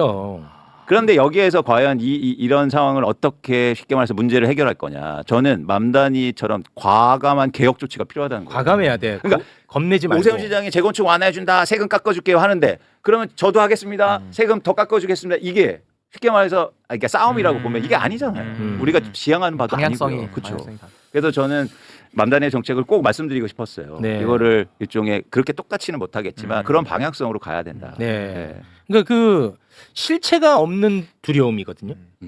굉장히 중요합니다. 그렇죠. 실체가 없는 두려움은 왜 생기냐? 잘 모르기 때문이에요. 맞아요. 제대로 많이 너무 좋은 말씀. 그래서 제가 이렇게 분석할 때 아까처럼 자료를 많이 보여드린 이유예요. 음. 말만 하는 게 아니라. 말만 하면- 아까 보여드린 것처럼 실제로 13번 다시 한 번만 볼게요. 13번. 저렇게 서울 시내 아파트가 26,000원씩 매년 없어지면 26,000원씩 매년 없어지면 어떻게 될까요? 지어도 모자랄 판에. 여러분 이건 굉장히 심각한 얘기입니다. 네. 네. 정말요. 정말 살 수 없는 서울이 될 수도 있어요. 네. 예. 알겠습니다. 근데 저는 그 실체 없는 두려움이 존재하는데 거기에 흔들리는 이유가 소신과 원칙과 철학이 없으니까 그래요. 그러니까 저 대한민국을 어떻게 발전시킬 건데 어느 방향으로 갈 건데를 명확하게 본인이 스스로를 설득해서 그 길을 가면 실체 없는 두려움이 와도 아무 자극도 없어요. 아, 그럴까요? 근데 저는 지금 아까 이광수 소장님 말씀하신 대로 이 정치인들 중에 그 철학이 분명하게 흔들리지 않는 철학 그게 지금 잘 안 보여요. 안 보여. 근데 저는 그 철학을 어디서 찾았냐? 헌법에 써 있으니까. 아, 아니 헌법에 그거보다 있어요. 더 강력한 논거가 어디 있습니까? 아니 우리가 법을 바꿔야죠. 근데 대한민국 법에 전 국토를 고르게 발전시키라고 나와 있고 그렇지. 우리 실질적으로 그걸 안 하면 다 같이 죽는데 근데 그걸 지금 안 하고 흔들리고 표 따라간다? 백날 따라가 보세요 그 표가 오는지. 안 와, 또 안 오죠. 실제로. 또 도망가죠. 맞습니다. 그 돈이랑 똑같아요. 잡으러 가면 도망가는 거예요. 그러니까 부동산 정책을 오세훈하고 같이 가면 어떻게 오세훈한테 이깁니까? 아니 갈 거면 오세훈보다 더 하든지. 그렇지 오히려. 그래서 어떤 기대를 하고 있냐면 종묘 아니라 그 경복궁 안에다가 160층짜리 짓겠다 빌게 경복궁 안에다가 그러지 않느나 그 정도 오세훈을 못 이긴다니까 그러니까, 같이 가면 못 이겨요. 그 철학으로 아 승부를 진짜로 해야지. 무슨 일이 아니야. 맞아. 오세훈 종묘 앞에다가 145m짜리 짓는다고 하지. 그럼 비슷하게 가지 저. 맞아요. 최소 경복궁 안에다 지어야 돼. 넣어야 돼. 층도 더 높여야 돼. 더 높여야 돼. 근데 전 말씀하신 것처럼 헌법에 써 있지만 전 정치인들이 그걸 좀 넘어서 측은지심을 가졌으면 좋겠어요. 누구한테요? 국민들한테. 아 국민들. 그리고 예를 들어서 서민들이나 쉽게 말해서 경제적으로 좀 어려운 분들한테 방향성을 그렇게 갔으면 좋겠습니다. 네. 네. 댓글에도- 그게 더 의미가 있는 거 아닌가요? 그래도 뭐 말은 쉽지라고 하는데 그러면 뭐 말 안 하면 뭐 하니? 말하는 직원이 뭐하니? 이런 땡깡은 처음이야. 아 땡깡이 아니라 말 그래 말은 쉽지. 아주 뭐해? 내가. 유튜브 방송인데. MC한테 말을 하지 말라. 아니 그 정치인은 정책으로 또 얘기하는 거고 우리는 말로 하는 거지. 말하는 사람들이니까. 아, 육상 선수한테 아이고 뛰는 건 쉽지. 그럼 뭐 어떻게 해? 아유 정말. 네. 자, 아무튼 예. 이 부동산을 계속 흔드는 이유가 분명합니다. 예. 부동산만 흔들면 이재명 정부 흔들 수 있다라는 확신이 있는 거예요. 왜냐? 계속 그렇게 해왔고 성공했으니까. 그렇죠. 네. 맞습니다. 고맙습니다. 어쨌든 오세훈 시장을 계속 저희가 쫓아보겠습니다. 네. 그 종묘 앞에 그 못 짓겠죠? 145m짜리는. 아유, 말도 안 되죠. 그건 뭐 지을 수 없겠지. 예. 그거 아주 오세훈이가 아주 상한을 걸던데. 아니 그러니까 오세훈 시장이 좋아하는 게 다 그런 거예요. 이렇게 좀 보여지는 거 있잖아요. 그러니까 그렇죠. 이미지 맞아. 조작, 티 나는 거. 맞아. 그러니까 한강버스, 뭐 태극기 뭐 시청 앞에 그렇지. 세우는 거. 그러니까 이런 걸 좋아해요. 근데 문제는 시장이 자기 좋아라고 그 자리에서 권한 행사하는 게 아니잖아요. 그렇습니다. 시민들에게 도움이 되고 우리 미래에 도움이 되는 일을 해야 되는데 그렇죠. 지금 그게 전혀 안 보이니까. 네. 그러니까 지금 시민들이 걱정을 하는 거죠. 종묘는 그 서울시장 게 아닙니다. 건들면 안 네, 서울시장은 임기가 굉장히 한시적이잖아요. 네. 종묘는 영원합니다. 그러니까 김건희 발상이에요. 수장고 문 따고 들어가잖아요. 예. 자기 게 아닌데. 그렇습니다. 얼마 안 남았습니다. 빨리 끝내야 됩니다. 네, 고맙습니다. 자, 그럼 오늘 여기서 마무리 짓겠습니다. 함께 해주신 세 분 대단히 고맙습니다. 고맙습니다. 네, 감사합니다.